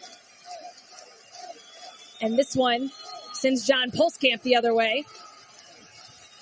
And Easy. Sporting Kansas City and Cincinnati just trading penalties right now. No one's missing. Good penalties all around. Getting the goalkeepers to go the wrong way. And, Allie, you mentioned it, but if Kyrie Shelton scores his or Logan and Dembe scores those simple tap-ins late on in this game, and we're not even in this moment. Now I think it's Remy Voltaire stepping up to the spot. And he has experience in this position. He was the penalty taker when he played for Nice in France. Scored 4 of his last 5 there. Can he do it for Sporting Kansas City right now? Voltaire sends that one way over the bar. And Sporting Kansas City, the first team to miss in this penalty shootout for the extra point. Remy Voltaire just gets under this one. He hits it with power. It's always going over the crossbar.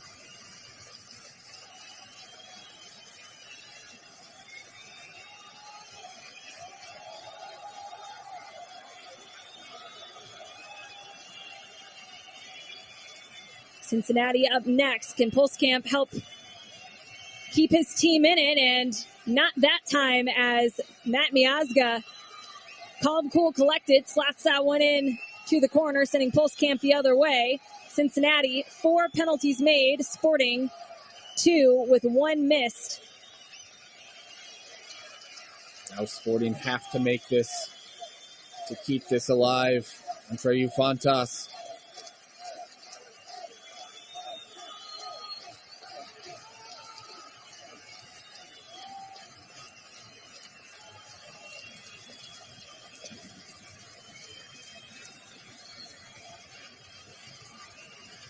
Andreu Fontas steps up, and that one is saved by Can. 2 straight misses for Sporting Kansas City. And FC Cincinnati will take the extra point. It was a game, Jacob, that really had it all. And unfortunately, the ending for Sporting Kansas City just, it's got to feel so defeating being a player in a Sporting Kansas City kit right now, just with all the highs and lows over the last 90 plus minutes. And words just kind of fail. It's hard to really say what could have been different for Sporting, because on the whole, you go toe-to-toe with the best team in Major League Soccer right now on their home field. But when it comes down to situations like penalties and handballs in the box, which Sporting were also on the benefiting side of in this game as well, it's that's where it's hard to almost say how it's supposed to feel, I guess. Yeah. And Allie, look, it's disappointing in just with the sole fact that Sporting gave up the goal in the 97th minute or whatever it was to tie this game up. And it's also disappointing thinking, hey, you were up 2-0 in this game, and then you ended up tying it in the end and not getting the point in the shootout. But really, you tell me going into this game, you're going to get a point out of this one, playing against the best team statistically in the history of MLS up until this point in the season, and you're going to have to play this game down a man for 50, 60 minutes. I signed up for that immediately. And what's so impressive, too, is just the way in which Sporting were able to really kind of keep their wits about them when we've seen this team on various occasions this year kind of lose their heads a little bit, whether it was after a red card or just after a poor turn of events. We've seen the floodgates open against other lesser opponents, if we're being honest, and to do what they did on the road for as long as they did and have it come down to one of the best players in the league getting a penalty in the dying minutes of stoppage time off of a maybe questionable, maybe not, handball call on Danny Rosero. It's hard to say what more Sporting could have done in this one. Right. I think Sporting did everything that they could have done. Yes, there are certainly moments throughout the game that could have been better. Alan Polito not losing his mind in that moment would have been nice. But again, I think if you were to tell me before Sporting got on the plane to fly out to Cincinnati that we're coming home with 1 point, yes, Cincinnati's going to get that extra point because they won the shootout. So you get 1 point, and knowing that basically you play, if you win against Chivas at home, you're advancing out of the group. Yeah. I would have signed up for that. Yeah. I would have taken it. So I think job still done. In a good position. Exactly. Job well done from Sporting to get that point. Of course, it could have been 3, but at this point in the season where it's not an MLS league game, you don't need those. I would feel much worse if this was a league game because Totally. Sporting need those points so much. Now in this tournament setting, you get a draw on the road, you go back home, you get a win. Doesn't really matter against who you're playing against. You should expect to win at home. You win that game against Chivas, you're moving on, and you advance in Leagues Cup. And so I got to say, I'm happy with the point the circumstances around it are wild, but I'm happy with the point overall. Well, and now a good bit of rest before they do take on Chivas. That game not until next Monday night late at, I believe, 9 p.m. Central. And you get the whole week ahead, plus the weekend to rest, train, get ready for that match. Chivas has gotten off to a strong start this season, but they're also still at the very early stages of their 2023 campaign. So Sporting, perhaps from a fitness standpoint and just an overall time, like they've had more time together playing competitive games this season. What are you expecting, not just from Chivas, but the Liga MX teams in this competition? I don't know. I don't. I think because this is the very first iteration of this tournament in its setup here, that I don't know. I don't know how MLS teams will do. I don't know how Liga MX teams will do. I don't know how teams will deal with this break if you don't get out of the group and then you don't have a league game for 3 weeks. Or is that going to benefit you, or is that going to hurt you? Or is it going to help you if you play all the way through, make it to the final, but you don't get any real time off where other MLS teams do? We don't know. And I think we're kind of learning on the fly, and we'll see how it all goes. But I think, again, overall, Sporting have to be pleased with at least getting that point. And it is a long week. I think the team's going to have a few days off just to get away from the game, to clear your mind, maybe get out of town if you need to, or whatever. Maybe some more treatment, getting your body ready for the end stretch here. But I think you also need that mental break. And being that there is this good break in between games, I think it's good for Sporting to kind of have a reset button and then attack that game against Chivas, which is probably going to be a pro-Chivas crowd. There's no doubt Chivas is the most popular team in Mexico, and they travel very well. And certainly those local fans will come out and see them. But it's a good opportunity for Sporting, too, to go up and maybe win some new fans who maybe aren't Sporting fans right now, would follow their native team, Chivas, back in Guadalajara, Mexico. And if you win that game, maybe you can convert some new fans. So it's a big opportunity for Sporting. The players know that. Absolutely. But it's all about getting that rest and recovery here in the time being.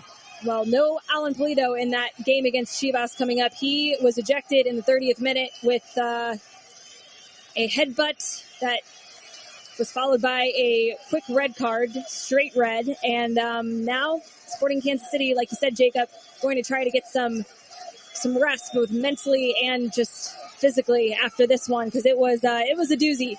Weather delay, cards, penalties, own goals. It had a little bit of everything, and we'll talk more about it coming up on the Final Whistle post-match show.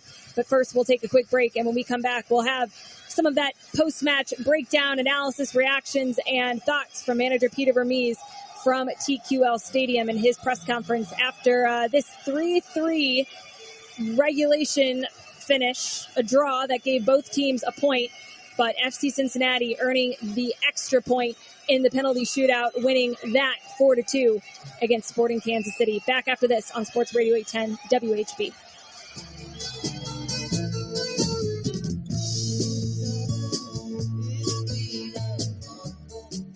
Everyone said I wouldn't find a quality teaching degree online. Everyone except WGU. Their School of Education offers over 30 respected education degrees and has the same accreditations as schools charging much more. Learn more and apply today. When you open your account with Central Bank, we're rooted in legendary customer service and have the tools to make banking easy.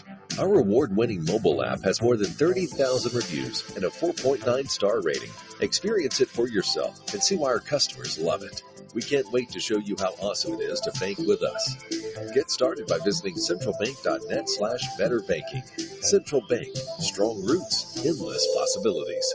Member FDIC. Kick your hunger to the sidelines. Lead is an invisible threat. It's especially unsafe for children because their bodies and brains are still developing. Lead exposure can come from paint in homes built before 1978, dust, soil, drinking water from older plumbing, and some imported goods. To find out if your child is being exposed to lead, talk to their doctor about a blood lead test today and visit michigan.gov/myleadsafe to learn more. A message from the Michigan Department of Health and Human Services.